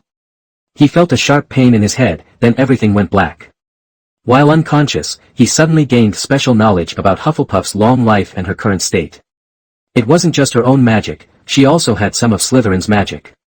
This inheritance was likely from Slytherin himself. Hufflepuff didn't know that Finney planned to find Slytherin's inheritance next, so she passed on this information. What she shared was the more obvious part. Hufflepuff wasn't fully human anymore. In fact, all wizards are hybrids of humans and magical creatures. Wizards were created when humans sought power from magical beings, often causing tragedies. Hufflepuff was more like a living demigod than a pure human. From Hufflepuff's memories, Finney learned the truth about the Council of Elders. It was created to unite wizards against elves who wanted to eliminate them. But this was just an excuse. The council rarely acted against elves, instead accepting support from the magical world without fulfilling its obligations. Legendary wizards often handled problems quickly, making the council seem necessary. Over time, the council became the main authority in the magical world. It was founded by legendary wizards seeking a way forward, monopolizing high-level resources by using the threat of elves. If they had let legendary wizards act freely, the elves would have been wiped out. The first legendary wizards found a way to become demigods, but they discovered that not everyone could become a god. There were limited spots available every 1,000 years. If someone claimed a spot, others could only become demigods, which had a limited lifespan. This frustrated Hufflepuff and led to the council's actions against the descendants of the four founders. Thousands of years ago, 3 wizards from the council became gods, leaving the founders feeling hopeless since the slots were filled. The 3 founders decided to wait and perfect their paths to godhood. Hufflepuff chose a bloody path, while Gryffindor connected with the animagus form, which linked to their souls and awakened their original magical bloodline. Finney felt disappointed to learn that his own bloodline was tied to the Tengu. Sirius's animagus form reflected this, showing how wizards couldn't transform into magical creatures due to their impure blood. Gryffindor developed magic to restore his bloodline, fixing himself in his animagus form. Hufflepuff followed a different path, focusing on potion making. She had a potion called Blood Potion, which required the blood of a wizard connected to its bloodline. This was why she needed 2 descendants every 20 years. The bloodletting would weaken them but not kill them. Hufflepuff would also share magical knowledge with them. The Blood Potion could enhance one's bloodline and turn them into a chimera, a legendary being made up of many creatures. Hufflepuff believed that by perfecting the bloodlines of 4 magical creatures, she could become a god. She already had traits from 3 creatures and just needed more time. Hufflepuff's path was disrupted by the council, who learned of her plans and acted against her descendants, cutting her off from her wizard bloodline. Now, she felt angry and desperate because she had only a few hundred years left to live, a blink compared to a god's lifespan. With no hope of becoming a god, she might seek revenge against the council. Finney realized he had unleashed a powerful force that could destroy them. But the council likely had their own demigods, making it complicated. Finney snapped back to reality and noticed Hufflepuff was gone. Puff and Egg Roll had fainted from her magic and were just waking up. He ignored them and approached the fireplace, following Hufflepuff's memories. When he touched the fireplace, magical lights surrounded him, a taboo left by Hufflepuff. He passed through and entered a refining room, similar to Hogwarts Potions classroom. The equipment and materials were impressive. Several large crucibles stood around a central platform, and the walls were lined with sealed jars containing various potion ingredients, including rare materials like wisdom grass, which could enhance magical talent and bloodline purity. These herbs had gone extinct long ago, but Hufflepuff had collected them. Finney took some wisdom grass and blood grass, along with common herbs, and approached the crucible. Making the potion was simple for him after 3 years of Snape's teaching. After an hour, he had a pink potion ready. Puff and Egg Roll woke up, and Finney instructed them to send the herbs to a private manor he had prepared, meant for cultivating new seedlings. The manor wasn't in his name but under Lisa's, protected by the Fidelius charm. Only he and Lisa, along with the house elves, knew its location. Back at Hogwarts, Finney realized he had been gone for a day and a night. While he was away, some interesting things happened, mainly involving the trio, Harry, Ron, and Neville. Rumors spread that Hagrid had raised a dragon, and Draco was the one who shared the news. Even with Finney around, Draco still targeted Ron and kept the tension high. Most young wizards at Hogwarts didn't take Draco's rumors about Hagrid raising dragons seriously. Still, Harry and his friends decided to confront Draco, which led to a few people getting in trouble. After hearing about this, Finney realized Hagrid must have gotten a dragon egg. This meant Harry's Forbidden Forest adventure was about to start. The day after returning to school, Harry approached Finney, looking a bit embarrassed. "Finney, do you have a minute?" Finney raised an eyebrow, confused. According to the book, Harry's main task was to send the fire dragon away, so he didn't expect this visit. "What's up, Harry?" Harry looked down, avoiding eye contact. "Have you heard about Hagrid raising a dragon?" Finney shrugged. "If it were anyone else, I'd say it's a fake story. But Hagrid? It's probably true. To him, a fire dragon is just a cute pet he always wanted." Harry was shocked. He thought Finney didn't know about it or that he dismissed it like everyone else. "That's a fire dragon, Finney," Harry exclaimed. Surprised? Finney smiled casually. "There's a dragon farm in Romania owned by the Black family. If you're interested, I could take you there during the holidays. But tell me, what's really going on?" Harry hesitated before revealing that Ron was bitten by Norbert, Hagrid's fire dragon. They didn't think much of it at first, but by morning, Ron's hand had swollen to twice its size. They were too scared to go to Madame Pomfrey, unsure if she could treat a fire dragon bite. Finney sighed. "Do you know fire dragon teeth are poisonous?" "Ron's wound is probably a nasty green color now." Harry nodded. Ron's hand was indeed green, and he was in pain. Plus, Draco was teasing him about it. "Didn't you send Ron to the hospital?" Finney asked, concerned. Ron was irritable and sweating, even in the cold. His symptoms reminded Finney of rabies. Feeling pity for Ron, Finney followed Harry to Hagrid's hut. When they reached Hagrid's door, they saw Ron, Neville, and the dog, Yaya, sitting outside. Yaya had a bandaged tail. Inside, Hagrid said, "I can't let you in. Norbert's difficult to handle right now." Finney frowned. "What's going on?" Hagrid's eyes darted. "Oh, Norbert's just throwing a tantrum. He's biting my boots. It's just play." As Hagrid spoke, Norbert was banging his tail against the wall, making a ruckus. "Hagrid. You might not fear dragon bites, but Harry and the others do. Look at Ron's wound, it's serious." Tears in his eyes, Hagrid insisted, "Norbert's just a little naughty." Finney shook his head. "Hagrid, a cute creature to you can be deadly to them. You need to deal with this dragon now." Neville chimed in weakly, "We wrote to Ron's brother Charlie. He'll come to pick up Norbert this Saturday." Finney sighed. "So, did you mess up again?" Neville avoided Finney's gaze, knowing he was seen as the troublemaker. Ron added, "Malfoy took a book from me with Charlie's letter inside. He knows our plan. Finney sighed again. Honestly, letting Hagrid handle this was a mistake. Ron blushed, ready to snap back, but the seriousness of the situation stopped him. Finney decided to help. He summoned Puff, took a box from her, and pulled out some potions. Handing one to Ron, he said, "Drink this." Ron turned away, reluctant to take it. But Finney pressed, "If you don't, you might die from the dragon bite." Realizing the urgency, Ron quickly drank the potion, choking a bit but managing to finish it. Finney inspected Ron's wound. It wasn't deep, it looked more like a scrape from Norbert's teeth than a bite. This surprised Finney, showing that Norbert had some sense. Finney waved his wand, saying, "Clear water enters the spring." Water streamed from his wand, washing Ron's wound. After cleaning it, Finney poured the remaining potion on the injury. Ron shook in pain and passed out. Wrapping Ron's hand with fresh bandages, Finney said, "Keep it dry and don't use it for a week. He can go to the hospital later. Just tell Madame Pomfrey it was a dog bite." Harry thanked Finney, who waved it off. "You and Neville take Ron to the hospital. I'll deal with Norbert and handle Draco." Harry didn't catch on, but Neville asked, "Wait, Finney, what are you going to do with Norbert?" Finney looked back, surprised. "You figured it out. Raising a dragon privately is a serious crime. Hagrid could end up in Azkaban if anyone finds out." Hagrid trembled at the thought. Finney continued, "If the Ministry of Magic learns about Norbert, they'll execute him. Hagrid doesn't have the means to bribe them. Is there no other way?" Harry asked, feeling desperate. "This is the best option. I can't stop Draco. He'll tell Professor McGonagall about this on Saturday. Getting rid of the dragon is the safest choice." Harry, Neville, and Hagrid looked at Finney with concern. Finney sighed. "Okay, there's one more option. Harry, you have the invisibility cloak, right?" Harry nodded, not surprised Finney knew. Finney explained, "On Saturday night, I'll make Norbert faint. You can cover him with the cloak and give him to Charlie. It saves Hagrid but puts you at risk of being caught by McGonagall." Harry and Neville exchanged glances, then shook their heads. "It's fine." Finney smirked. "Really?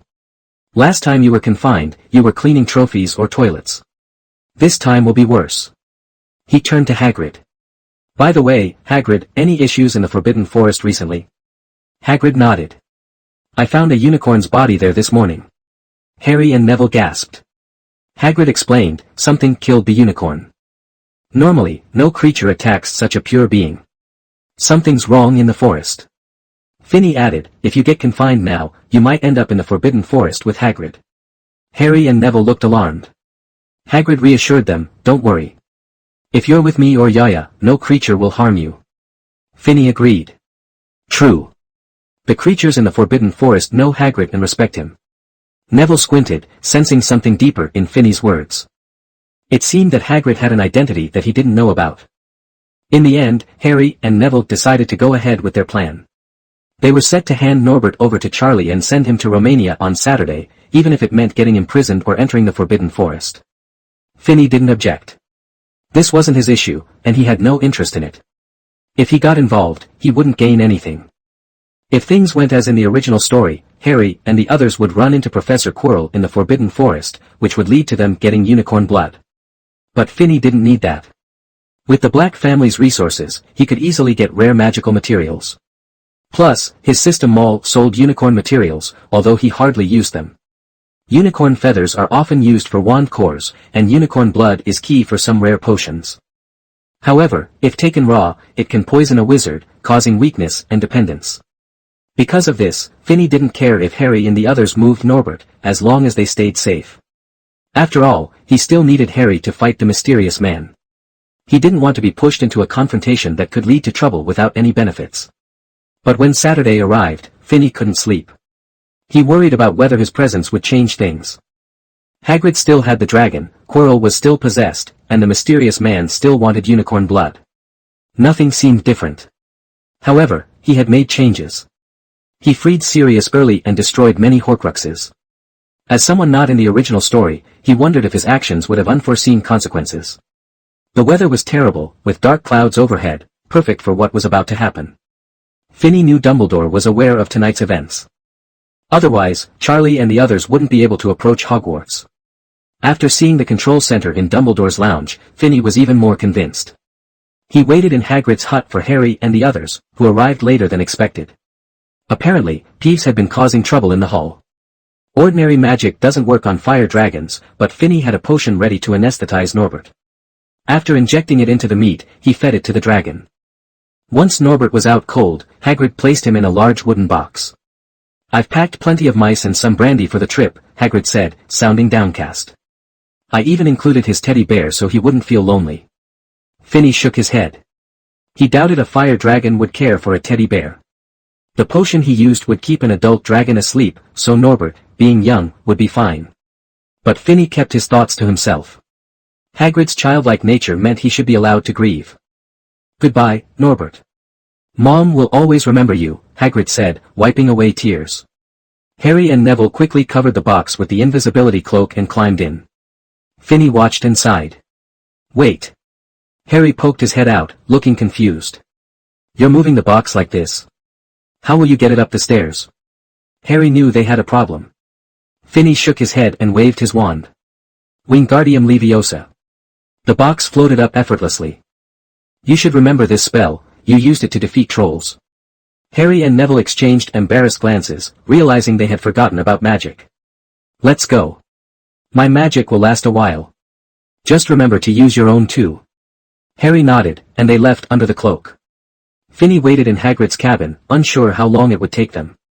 He could have used Puff to apparate the box directly upstairs, but he didn't want to interfere. This wasn't his responsibility. If Harry hadn't asked for help with Ron's injury, Finny wouldn't have cared at all. He didn't even intervene in his own nephew Draco's issues. Finny returned to the room of requirement to handle his own matters. He still needed to take the blood potion he refined in Hufflepuff's Chamber of Secrets and collect his rewards from the system tasks. Some parts of Hufflepuff's heritage were useful for George and Fred, and he needed to sort those out too. Holding the small pink potion, Finny decided to drink it. He hoped the knowledge Hufflepuff left him was correct and that she would let him go because of Slytherin. This was the most powerless he had felt. Facing Hufflepuff, he couldn't even take his own life. He could only watch her share her problems, transferring knowledge into his mind. He was unsure how she left after that. Now, he questioned the authenticity of Hufflepuff's gifts. The task was completed, but that didn't guarantee there were no issues with the inheritance. Everything depended on others' moods, and Finny felt reluctant to try again. Taking a deep breath, he drank the potion. Closing his eyes, he clenched his fists as his body shook. Even though he was determined, Finny felt scared. He didn't know what consequences Hufflepuff's deception might bring. But he wouldn't give up the opportunity to purify his bloodline. He understood that if he wanted to become a god, he had to rely on his own efforts. The Knott family's path to godhood was similar, as was Hufflepuff's, and Gryffindor's too. Once or twice could be a coincidence, but 3 or 4 times seemed inevitable. For his heart's wish, Finny needed to purify his bloodline before becoming a great wizard. Then he could further purify it through breakthroughs, eventually approaching demigod status. Just as he pondered this, the potion took effect. Pain surged through his body, overwhelming him. He fell to the ground, curling up and shaking. Sweat covered his forehead. The potion had taken effect in seconds, leaving him in agony. From Hufflepuff's memories, he knew he needed to stay awake for the potion to work best. He had to endure the pain. It felt like being cut apart slowly. Finny imagined countless knives slicing him, taking small pieces of flesh without killing him, making the pain unbearable. After half an hour, the pain began to fade. His robe and shirt were soaked, and he lacked the strength to sit up. He lay there, breathing heavily, trying to recover. Just when he thought it was over, a new wave of unbearable sensations hit him. It felt like red-hot needles pricking his veins. Each heartbeat sent shockwaves through him, like being cut open and having honey poured in, attracting wild dogs. Finny had never experienced anything like this. The mix of soreness, numbness, and pain dulled his senses. He realized he was on the verge of passing out, but he couldn't. If he did, all the suffering would be for nothing. Having chosen to trust the potion, he had to push through. To become the strongest, he needed the determination to keep moving forward, no matter the obstacles. To wake someone on the brink of unconsciousness, severe pain is often the best method. But Finny was drowning in pain, unable to feel anything else. All he could rely on was himself. Thankfully, the potion's effects were starting to fade, and the irritation in his veins was lessening. Once it was over, Finny noticed he felt disconnected from his body. He could still move, but it felt as if he had vanished. Puff. He didn't know if more effects were coming, but he was exhausted and needed to regain strength. At his command, Puff rushed in with food, feeding him piece by piece. To restore his energy, Puff brought high-calorie foods and saltwater to replenish lost fluids. Just as Finny bit into a pastry, the pain struck again. The sudden jolt made him spit out the cake and fall to the ground, twitching. Seeing this, Puff hurried to help him. No. Puff, don't worry about me, just prepare another. Even though Puff was worried about Finny, he followed his request and left the room of requirement. Finny then endured endless waves of pain, 4th, 5th, 6th, all the way to the 9th. Each time the pain subsided, he called Puff for more strength before facing the next wave. Finny was exhausted and just wanted to sleep. With that thought, he slowly closed his eyes. Puff covered him with a cup and left. Finny slept for 3 days and nights. On Saturday night, Harry and the others were caught, losing 50 points each. To Finny's surprise, Hermione was among them. She had joined Ravenclaw because of Finny's words on the train. Although she had a decent relationship with Harry, she hadn't been involved in many adventures, unlike in the original story. Normally, Hermione avoided trouble, but this time she broke school rules. Finny smiled at this. It didn't matter to him if Quirrell attacked the unicorn. What mattered was Harry's safety in the Forbidden Forest. Since the confinement wasn't enforced, it meant Harry hadn't entered the forest yet, which relieved Finny. He was amazed by the potion's effects, allowing him to sleep so long. He worried he'd miss Harry's entry into the forest, but thankfully, he was still on time. Finny felt different after taking the potion. He sensed more magic around him, hearing the vibrations of tiny insects and the footsteps of little wizards in the corridor. Everything felt sharper. He wasn't sure if this change was temporary or permanent, but it felt good. Despite a headache from the influx of information, there were no negative effects.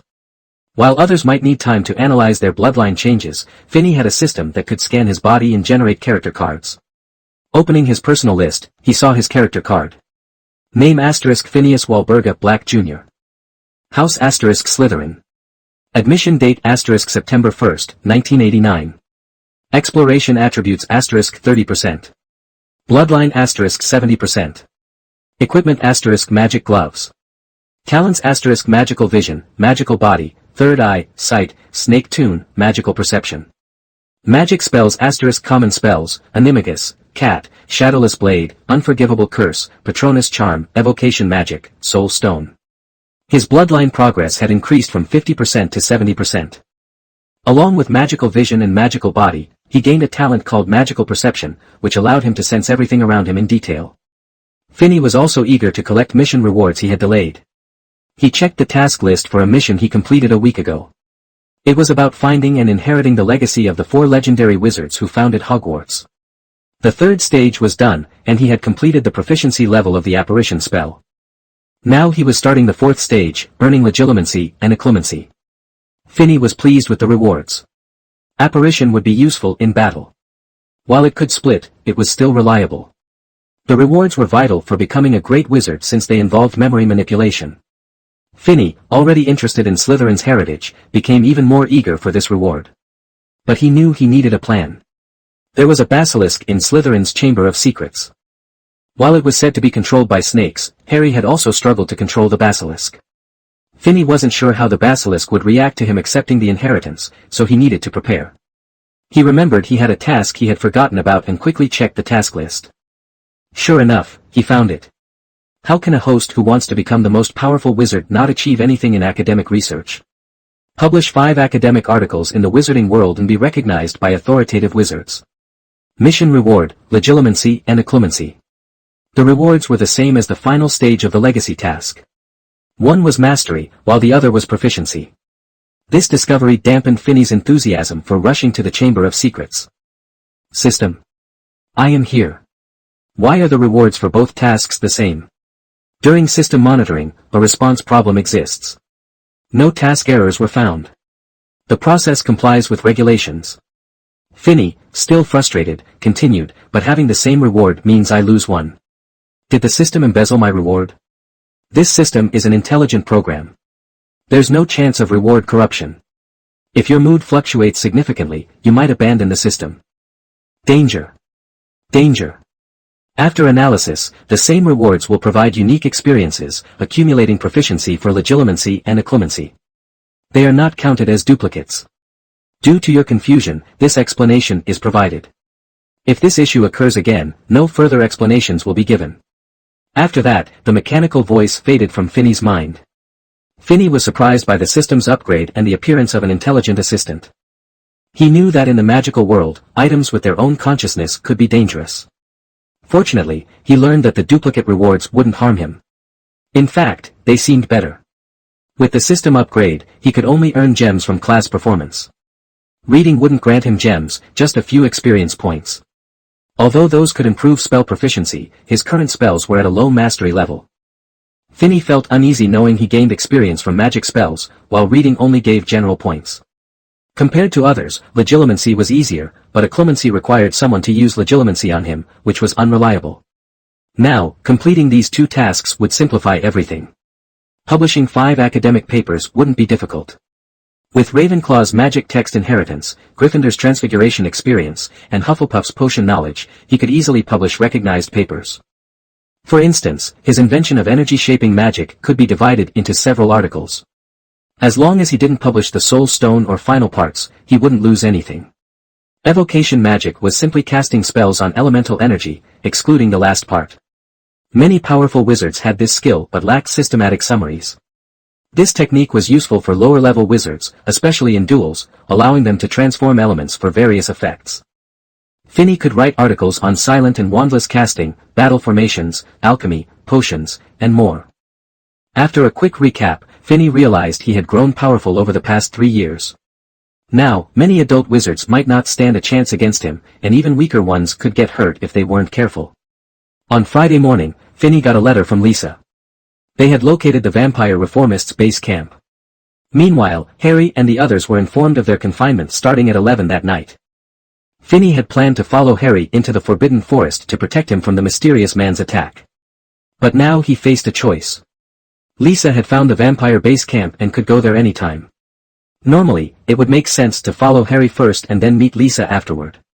But Finney was unsure if Lisa's information was accurate. He worried that the reformist vampires might have noticed Lisa's investigation and could escape. To conquer the vampire base camp, Finney needed to act quickly and strike hard. He knew that if word got out about his attack, the Ministry of Magic would intervene. The vampire conflict had caused issues for the magical world, but it also boosted the Ministry's power. Finney suspected that rival families, like the Blacks, would want him distracted by this conflict, hoping it would slow down his progress. So, unlike Harry's straightforward trip in the original story, Finney decided to head straight to Lisa to assess the situation. After informing Dumbledore he'd be absent from school, Finney left the Forbidden Forest. This time, he used apparition himself instead of letting Puff take him.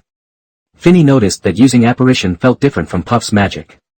While Puff's method caused mild dizziness, Finney experienced more intense side effects like nausea.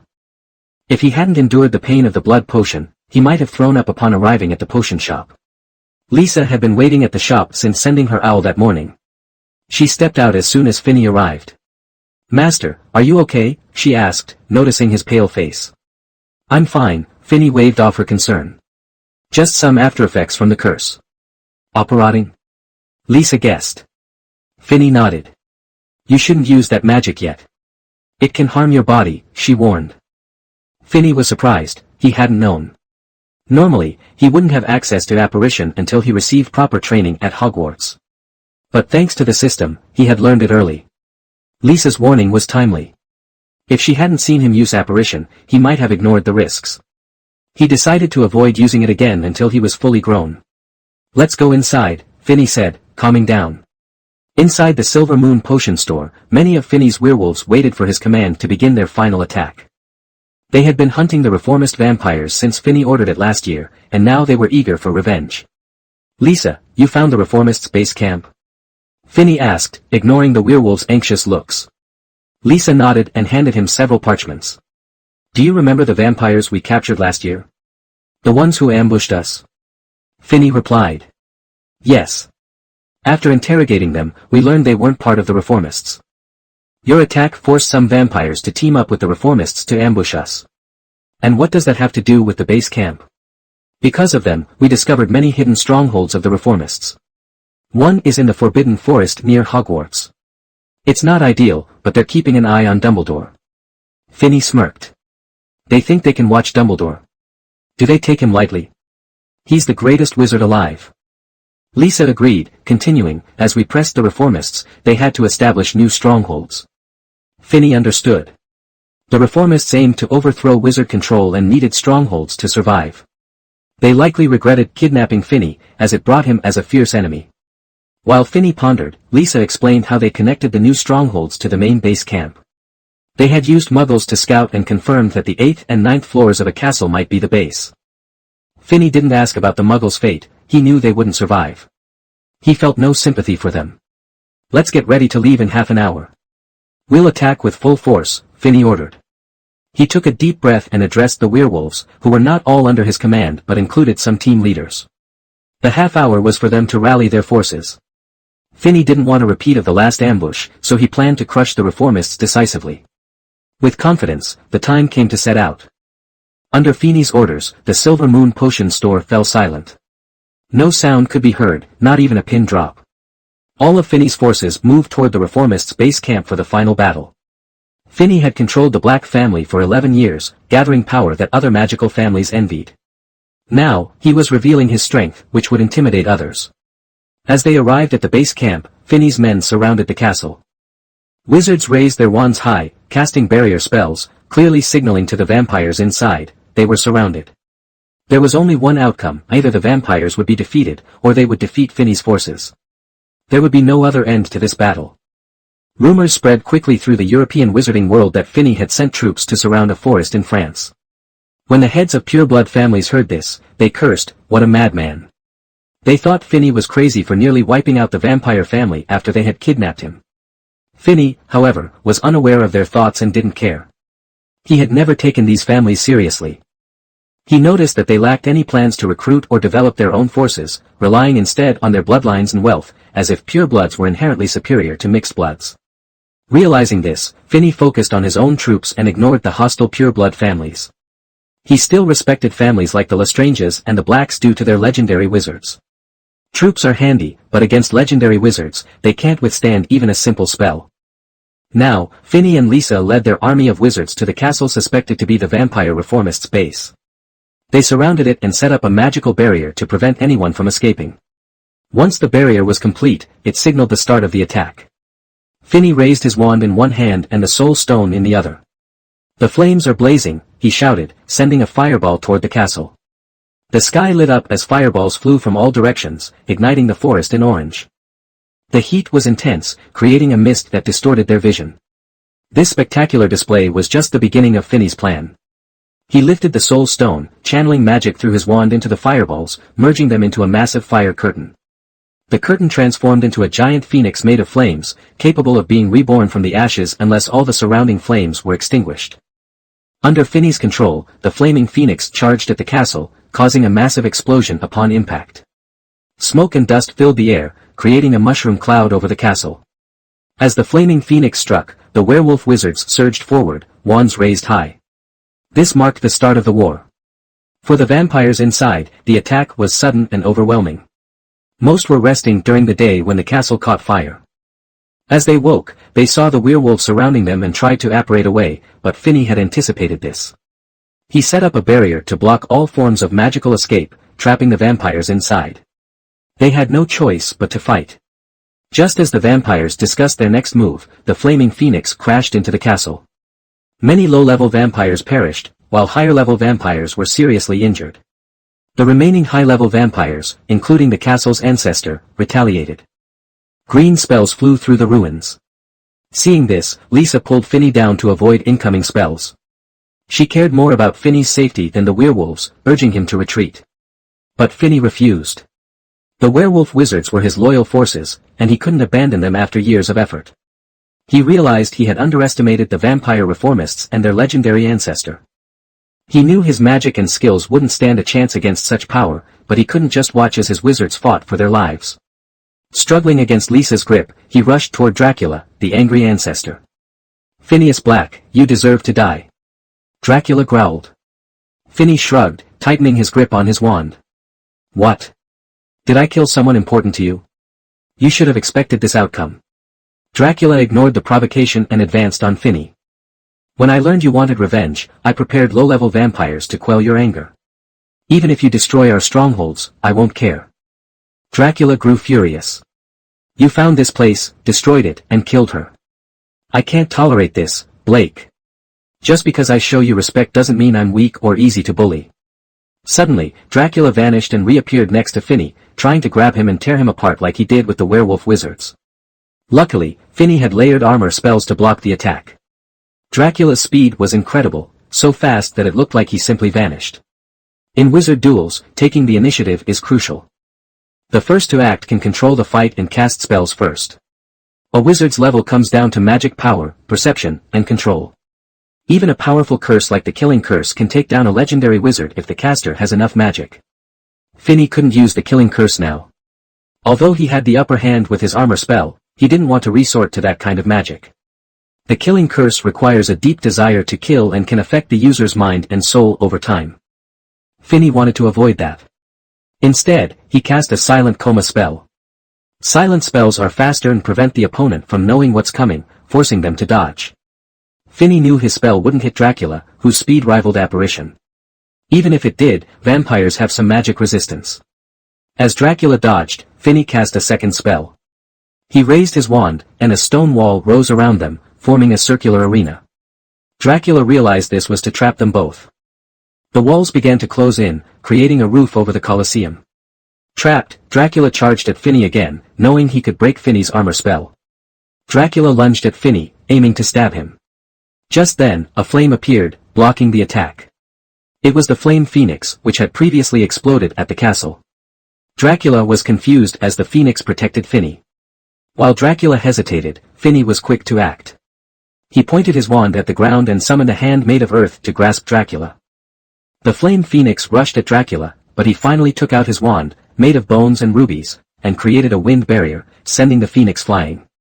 Finney rolled to the side to avoid the attack and summoned stone statues to charge at Dracula. He knew he couldn't defeat Dracula with straightforward magic, as he was nearly as powerful as a legendary wizard. Using Gryffindor's inheritance allowed Finney to transform and fight effectively, so he commanded the stone statues to restrain Dracula. Taking advantage of the distraction, Finney stood up and used the castle's remains to fuel his next transformation. He summoned a massive hand from the ground to grab Dracula tightly. While Dracula was trapped, Finney's wand transformed into a sword. He charged at Dracula, creating a dirt path beneath him. With a swift movement, Finney jumped and swung the sword down, severing Dracula's head from his body. The powerful vampire, who had underestimated Finney, was killed in a moment of frustration. He should have used his wand and magic instead of relying on brute force. As Dracula's head fell, Finney sighed in relief, feeling exhausted. The battle seemed straightforward, but it required extensive magic, transformation, and strategy. After resting, Finney dispelled the Colosseum, revealing the outside world. Lisa had been worried sick during the fight. She ordered the surviving werewolf wizards to fight hard against the weakened vampires. With Dracula gone, they easily defeated the remaining foes. Finney had instructed there would be no survivors, and all the vampires except Dracula fell. While Lisa organized the spoils of war, she and the werewolves grew anxious as they waited for Finney. They prepared to attack anyone emerging from the Colosseum who wasn't him. Finally, when Finney stepped out victorious, the werewolf wizards erupted in cheers. If Finney had lost, they would have faced Dracula's wrath. Lisa's eyes filled with tears of joy at Finney's survival. She didn't care about the battle's outcome, all that mattered was that Finney was alive. Though she wanted to embrace him, she knew her place as his servant. No matter what happened, Finney would always be her master, and she wouldn't be the one to marry him. From the moment Finney took her in and gave her hope, he became everything to her. She only wished for him to live a good life. As for herself, she felt insignificant. The battle was over, and word spread among the pureblood families in the wizarding world.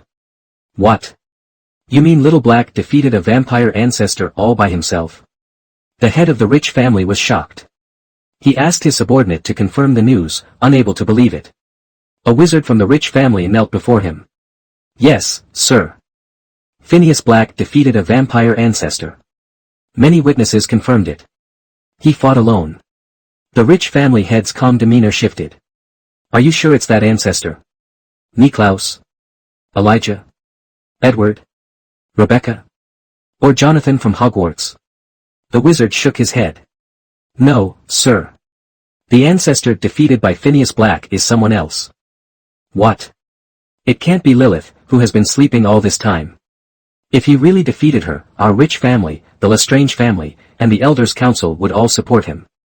Lilith was known as the god of vampires, one of the clan's creators, and had demigod-level power. She had lived since the vampire clan's inception and maintained her life through sleep. If Finney had defeated her, he would be as strong as a demigod before adulthood, making other wizards surrender. It's not the blood god, but a more recent vampire ancestor. His real name is unknown, but he goes by Dracula. Dracula? The Archduke? Are you sure he's an ancestor? A legendary one? The rich family head questioned, unsure. The wizard nodded, yes, sir.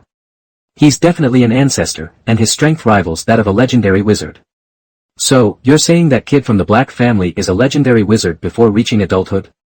The rich family head found it hard to believe. Looking at the wizard's serious expression, he realized this wasn't a joke. The Black kid could compete with legendary wizards. They needed to adjust their strategies toward the Black family. In the magic world, strength is everything. With enough power, worries become irrelevant. Finney faced this dilemma. After avenging the vampire reformists, many wizards would change their stance. Even if they didn't side with the Black family, they would likely remain neutral. Now that the vampire reformists were wiped out, Finney could finally submit the task he'd had on his system panel for 3 years. As a wizard aiming for greatness, you can't let others provoke you. Show the world the consequences. Task: Revenge on the Vampire Clan. Rewards depend on the level of revenge. Current completion, 80%. Submit? Submit. Finney said without checking the details. He had destroyed the reformists' base and killed their ancestor, so he thought it was close to 100%. But just as he submitted, he realized something. Wait. The system didn't wait. Submitted. Reward: Blood sublimation 10%, magic power increase, and one-time ability to materialize a magic book. Finney regretted this reward, thinking his revenge was complete. He was puzzled why it was only 80%. Had he not destroyed the base camp? Was there another ancestor among the reformists? If that was true, the vampire reformists must have a deeper motive than simply competing with wizards for control. Fortunately, the rewards were good. The 10% bloodline sublimation would enhance his already purified bloodline and awaken a new talent. When the reward arrived, Finney's bloodline sublimated quietly, unlike the painful process of taking a blood potion. He gained a new talent called Devour. This talent allowed him to absorb the blood of magical creatures to heal and potentially gain their abilities. Wizards counted as magical creatures, meaning he could also restore his magic power. Finney valued the chance to acquire others' talents. For instance, if he drank Dumbledore's blood, he might gain the ability to summon a phoenix. However, this talent had limitations. The chance of gaining another's talent was low, and he could only absorb a creature's blood once for that opportunity. This meant that if he missed it, he wouldn't get another shot. The term magical creature didn't include wizards but referred to creatures like unicorns or the bloodlines of families like the Black family and Dumbledore family. Additionally, he could absorb magic power to restore his own during close combat, making it a versatile talent. As for the second reward, the magic power increase was significant. A wizard's magic power directly affects their spell strength. For example, stronger magic power means stronger spells, like the Killing Curse. Before becoming a great wizard, Finney was already close to being one. He just needed to complete the 4th stage of his inheritance mission to gain Acclimancy and Legilimency. The last reward confused him, the ability to materialize a magic book once. This meant he could turn a magic book in his system into a physical object, but it wouldn't revert back to the system afterward. The advantage was that the physical book would contain research and techniques he could teach others. It could also serve as a spellcasting tool, like his magic gloves. The downside was that he couldn't record new magic in the book through the system after it became physical. He would have to practice and record everything himself, requiring special materials. Once materialized, the book would be fixed, making changes difficult. Despite the drawbacks, the book would be a helpful tool in battle, allowing him to cast spells easily. Finney hesitated. Completing his tasks could lead to mastering most magic in the wizarding world. By then, he might not need the magic book for learning. After deciding, Finney set aside thoughts of the magic book. After checking the trophies collected by Lisa and the others, Finney felt rested. He stood and called out to the werewolf wizards around him, "Brothers, we've won. Now, let's go home." Following Finney's orders, the werewolf wizards activated the surrounding taboos and apparat back to the Silvermoon potion shop in London. Finney didn't return to the shop but went with Lisa to a house purchased in her name, which belonged solely to him. He stored the books he collected from the vampire reformist's old castle and his own unnecessary books in this manner. After Sirius returned from Azkaban, Finney had transferred his assets and power. Although the Black family's current situation was largely due to him, the return of Sirius, the eldest son, made the future heir uncertain. The reclusive legendary wizard elders wouldn't interfere in family matters. The only ones who can influence the position of the Black family patriarch are the secluded branches and some outer members. Finney knows that only the alchemy line supporting Flo Powder is on his side. The other branches don't care about him. They won't interfere with his control, but they won't acknowledge his position either. Understanding this, Finney prepared early. He knew that even if he did nothing, Sirius would eventually escape from Azkaban. For a pureblood family, that didn't matter. Once he became patriarch, all past mistakes would be overlooked. In the original story, after Sirius took over, he used the Black family's resources to support Dumbledore's Order of the Phoenix. Finney disliked that. Unless he could somehow ensure Sirius died in Azkaban, he would face this issue eventually. However, if Sirius's escape became known, it would have severe consequences. Finney couldn't risk that. So, he planned for his future from the moment he took charge of the Black family's assets. Lisa and her werewolf wizards were part of that plan, as was the manor under Lisa's name, protected by the loyalty curse. Finney hoped these secrets would remain hidden. Finney didn't intend to break away from the Black family. He knew that everything he achieved was thanks to them. Without the Black family, he wouldn't be where he is today. His goal is to surpass legendary wizards, needing the family's support while maintaining a distant relationship. After handling matters at the manor, Finney returned to Hogwarts. He was still a student, and Dumbledore's vacation wouldn't last long. There was no need to linger outside the school. By now, news of his victory over the vampire ancestor must have spread, and other families would be testing his strength. Though Finney wasn't afraid, he found such attention annoying. Not long after he returned, Harry, Ron, Neville, and Hermione approached him. "Finney, you won't believe what we saw in the Forbidden Forest last night," Hermione exclaimed, a mix of panic and excitement. Finney sighed. No wonder Hermione was in Gryffindor. Even now, as a Ravenclaw, her thirst for adventure showed. Before Finney could respond, Harry jumped in. "Someone attacked a unicorn.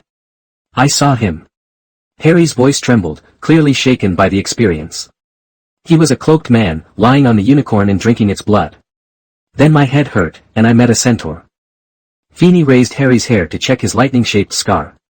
"Centaurs? The tribe in the Forbidden Forest didn't attack you?" Harry hesitated, then replied, "No, the centaur I met was Firenze. He seemed friendly, though he was mysterious." Finney nodded. "You met a centaur near Hogwarts. Generally, centaurs don't like wizards, especially the deeper tribes in the forest. They can be hostile. But the ones around Hogwarts are more neutral. You likely met one who is friendly." Finney enjoyed sharing knowledge. Centaurs are unique creatures, not hybrids. They've existed alongside humans for a long time. The Ministry of Magic wanted to classify them as subhuman, but they insisted on being seen as beasts. They look down on vampires and other creatures. They rarely use magic or wands, but they're skilled in healing, divination, archery, and astronomy. Wizards borrow some of their customs for astronomical divination. Just a tip, avoid other centaurs unless necessary, as they can be dangerous. His serious tone caught the attention of the group. Even Hermione, who read many books, didn't know this much about centaurs. Harry asked, "Finney, Firenze said killing a unicorn has serious consequences. What's the price?" Finney frowned. "Honestly, you shouldn't know this, but since you asked, I'll explain. Unicorns are pure and rare. Even cruel beings avoid killing them because it angers nature. Wizards aren't favored by nature, so hunting unicorns happens. Their blood is a valuable potion ingredient, and their horns are used in antidotes. The curse comes from drinking unprocessed unicorn blood, blood from a freshly killed unicorn.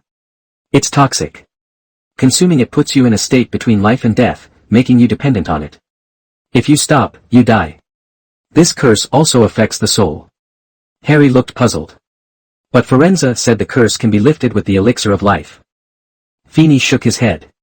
"It's not removal, it's purification. Did you know?" The Philosopher's Stone contains unprocessed unicorn blood. The elixir does too, but it's processed. Taking the elixir creates dependence, just like unicorn blood. It grants immortality but doesn't stop aging. Ron protested, but it can turn stone into gold. Feeney sighed, disappointed. Honestly, Ron, you're not as clever as your twin. Wizards who can make the stone won't need money. They can create better potions than those refined by others. Turning stone into gold is a waste of the stone's power. Harry asked one last question, do you think Voldemort will return? Hearing Voldemort's name made Ron and Neville shudder. Hermione, however, was less affected since she didn't know what happened 10 years ago. Feeney sighed. First, Harry, his return is inevitable. Dumbledore and I are sure he didn't die completely 11 years ago, he was just seriously injured and hiding. Second, I must remind you not to say his name directly. It's not fear, I'm not afraid of him. But there's magic in names. Saying his name can alert him to your presence. Many wizards died because of this magic. That's why we refer to him as the Dark Lord. But Dumbledore, Harry started. Feeney interrupted, no buts, Harry. You're not Dumbledore. Not saying his name doesn't mean you're scared. Courage doesn't need to be proven this way. Dumbledore can say it because he knows he can defeat Voldemort. That's confidence. Feeney continued seriously, Harry, I want you to face him, not fear him. His power is immense. Few can fight him, let alone defeat him. It's not scary to be afraid of someone strong, what's scary is losing the will to try to defeat them. So, Harry, you can't keep going like this. Ron, Neville, and Hermione can enjoy their childhood, but you can't. Ron opened his mouth to speak. Feeney pressed on, Harry, remember your parents died protecting you. You need to avenge them. Voldemort will return. When he does, you'll have to confront him. You can't rely on me, Dumbledore, or Sirius. This is your mission. Harry absorbed Feeney's words, contemplating what he needed to do. After the others left, Feeney noticed someone behind him. Professor, it's not great for a legendary wizard to spy on your students. As he spoke, Dumbledore appeared, smiling. Feeney, what you said was excellent. If you weren't still a child, I'd want you as a professor at Hogwarts. You'd be perfect for defense against the dark arts. No, please don't. I'm not ready to die yet. Feeney replied quickly. But, Professor, you heard what happened to Harry in the Forbidden Forest last night. You mean his scar? Dumbledore asked. Feeney was about to add more but remembered it was New Year's Eve, and guests would arrive soon. It would be rude to stay in his room. If he had time tomorrow, he would add more. Finally, he wished everyone a happy new year, with wealth, health, and happiness. Every year has its challenges, but they always come through. Feeney nodded seriously. If I was guessing before, now I'm sure Harry is one too, and the chances are high. Dumbledore sighed. That's the worst-case scenario. What do you think, Feeney? Feeney shrugged. We have no choice. But Harry could be the last one. Dumbledore nodded. Yes, we have to accept it. Both had suspected Harry's connection before, but now it was confirmed. This was a situation neither wanted. The mysterious man had to be eliminated. Unlike Grindelwald, who had some principles, this man was a madman with no purpose, only destruction. Neither Feeney nor Dumbledore would let him live. Dumbledore aimed to maintain balance in the magical world, earning him the title of the greatest white wizard, not just for his power but for his wisdom. Feeney had simpler goals, he wanted to become a god. Leaving a threat like the mysterious man out there could create more problems for him. To kill this man, they needed to destroy all his horcruxes, and Harry was one of them. The outcome was set. Feeney, knowing the original story, was aware of this from the start. He studied Harry's scar, hoping to find a way to remove the fragments of the mysterious man's soul without harming Harry. Unfortunately, Feeney was just an adult wizard, close to being great, but lacking deep knowledge of memory magic and soul magic, which only legendary wizards understood. So far, Feeney hadn't found a solution. He realized he could only keep Harry's path aligned with the original story. By doing so, he could manage events and prepare for Harry's future. The days passed quietly. Harry and his friends didn't cause trouble, and the Slytherins didn't test his strength as Feeney expected. No one in the magical world wanted to provoke the Black family. This calmness made Feeney uneasy. He felt like he didn't have to do anything but take his exams. For many young wizards, Hogwarts exams were tough, but for Feeney, a top student, it was easy. He reviewed subjects like history of magic and passed without trouble. In contrast, Harry was stressed. He worried about the mysterious man attacking him, which affected his sleep and focus. Despite his fears, nothing happened. The mysterious man didn't show up, and Fluffy, the three-headed dog, was fine, with no issues at the trapdoor. The weather was hot and humid during exams. The classroom was even hotter with so many students. Hogwarts provided special quills for the exams, enchanted to prevent cheating. After the written test, the practical part was easier. Students entered the classroom one by one to perform spells or brew potions. While Finny breezed through, others were nervous under the professor's watchful eyes, leading to mistakes. Finny's exam was dull, but Harry's was more exciting. Professor Flitwick had them make pineapples dance, McGonagall turned into a snuffbox, and Snape brewed a forgetfulness potion. Since Harry's experience in the Forbidden Forest, he suffered from headaches and nightmares, making him anxious about the tests. Yet, he knew he wasn't afraid of the exams, it was the mysterious man that scared him. Finny had told him to respect the threat but not to let fear stop him from fighting back. In the end, the exams went well. Finny didn't even worry about the results, it was all too easy for him. After the exams, Finny saw Harry, Ron, Neville, and Hermione sitting by the Black Lake. The giant squid, which the Gryffindor twins often fed, was lounging in the water.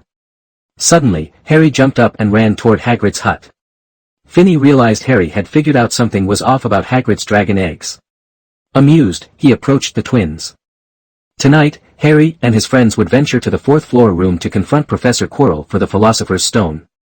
Dumbledore would leave Hogwarts temporarily, allowing Quirrell and the mysterious man access to the secret room. This also gave Finny a chance to explore parts of Hogwarts he hadn't seen yet. During exams, he had found opportunities to enter the Gryffindor and Hufflepuff common rooms, completing his exploration of Hogwarts. Now, he aimed for Slytherin's Chamber of Secrets. He needed to find a professor who wouldn't interfere while Dumbledore was away, allowing him to enter the chamber safely. This was his best chance. Finny. Come play with the giant squid. George called out, waving. The giant squid's identity was a secret, so they referred to it as just that. Finny sat on the grass and said, interesting things are happening at Hogwarts tonight, but I need your help first. The twins exchanged glances and asked, what do we need to do? Finny said, I need you to help me get Hagrid's roosters. The more, the better. You take some with you, and bring some back to me. And don't forget Jordan. George nodded, realizing this was a big task. I need you to guard the bathroom door at Hogwarts. If you hear any noise inside, let the rooster crow immediately. Just the three of you, one floor at a time. About the interesting thing I mentioned, remember what Professor Dumbledore said at the start of the school year? The twins looked confused. He said a lot. Which part? Finny rolled his eyes. I mean the end of the corridor on the fourth floor. They suddenly remembered. We forgot about that.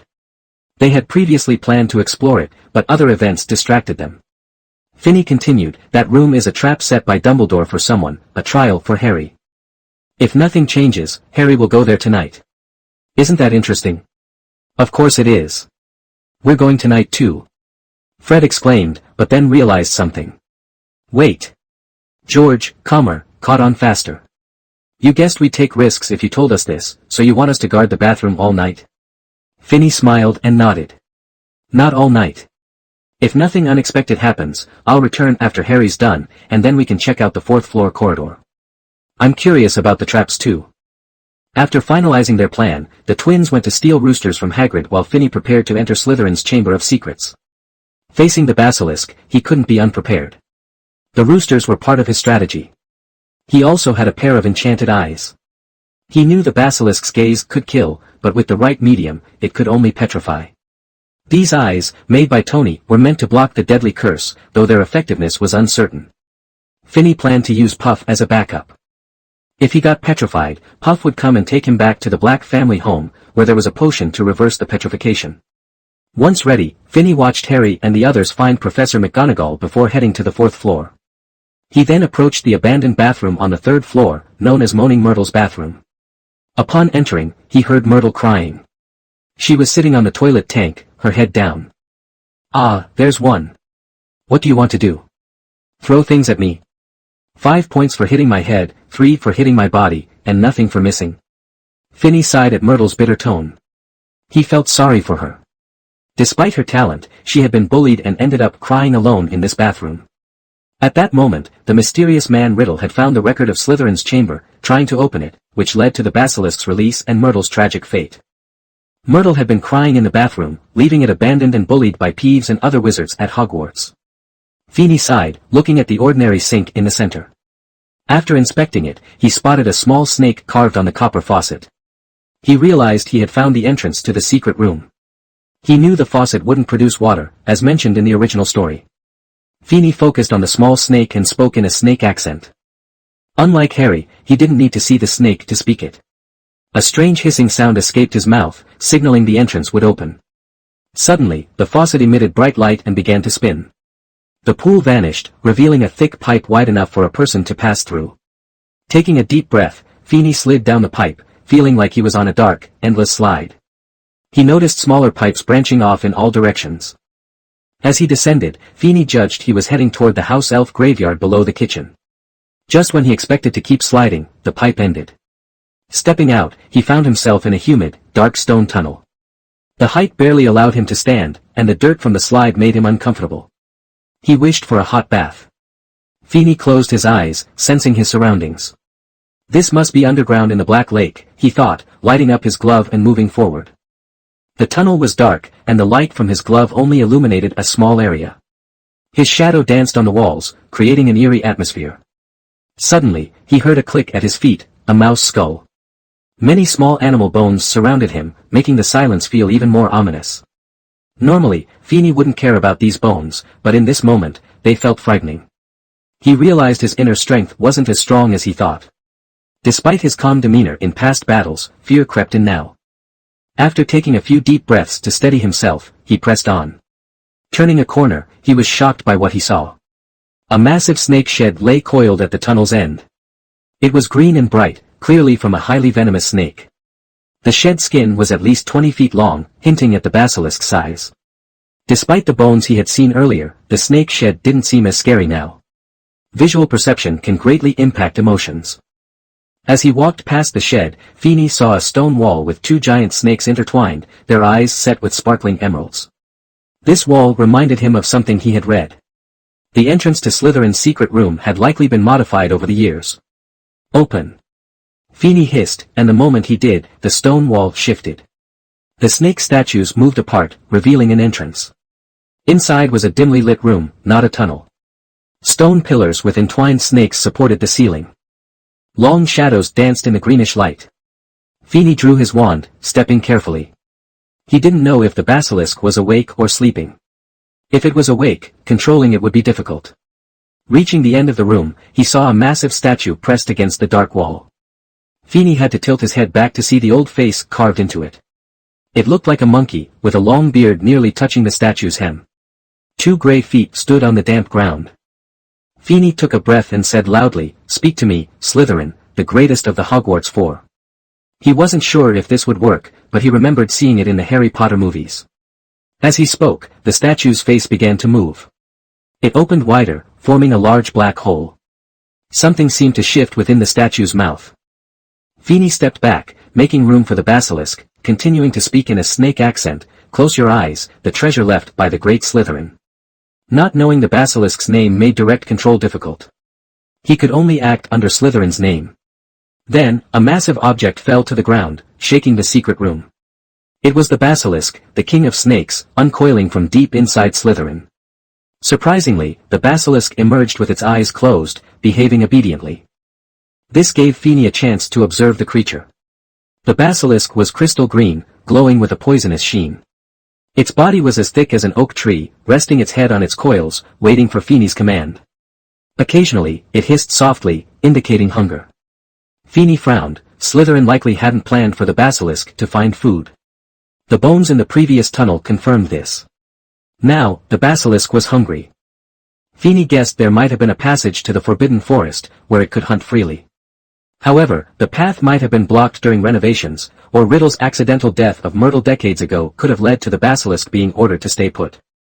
Regardless, the basilisk was hungry, but the binding force of Slytherin kept it from attacking Feeney. Thinking quickly, Feeney said, "Do as I say, and I'll take you to find food." If he could lead the basilisk out, it would be a powerful ally. Hearing Feeney's voice, the basilisk became excited but kept its eyes shut.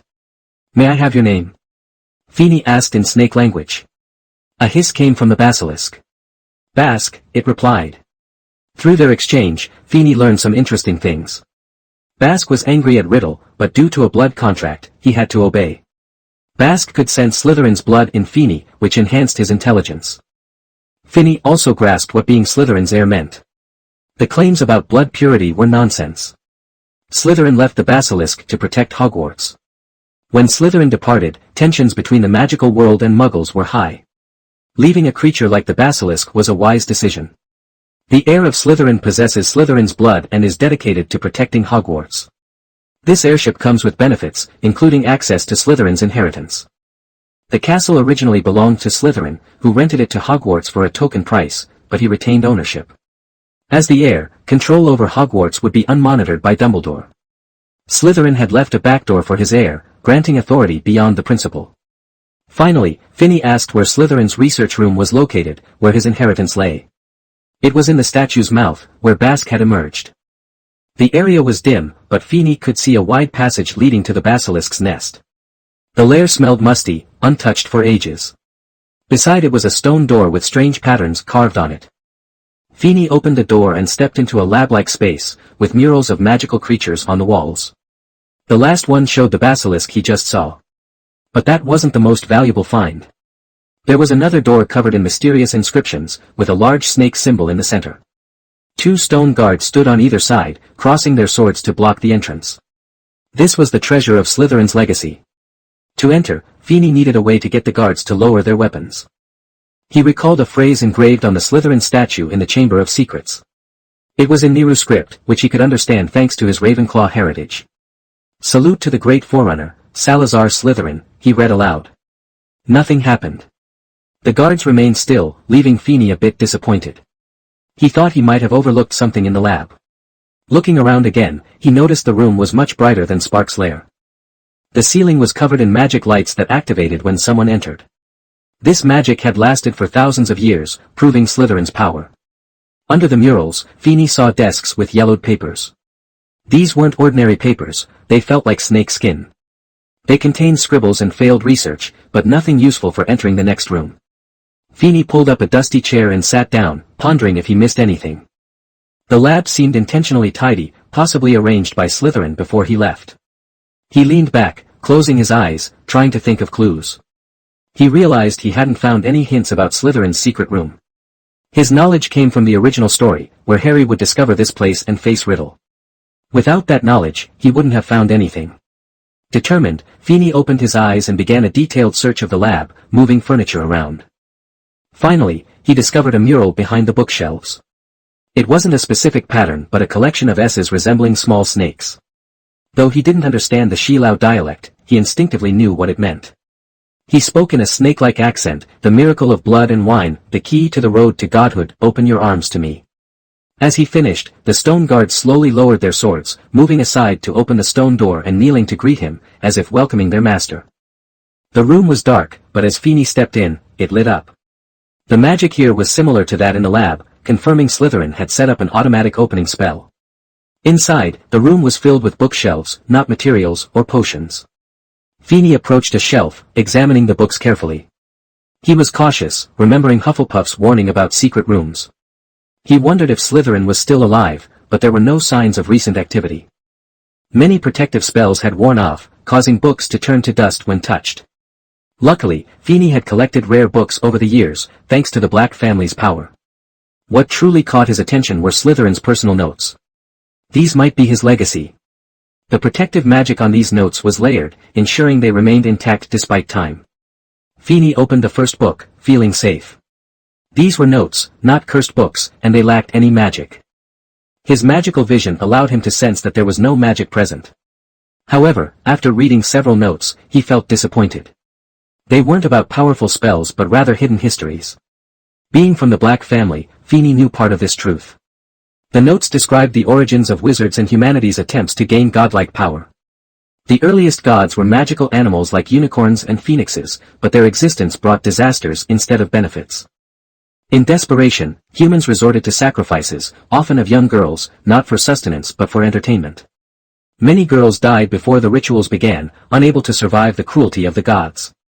Some girls were taken to be raised by these beings, but their offspring struggled to survive.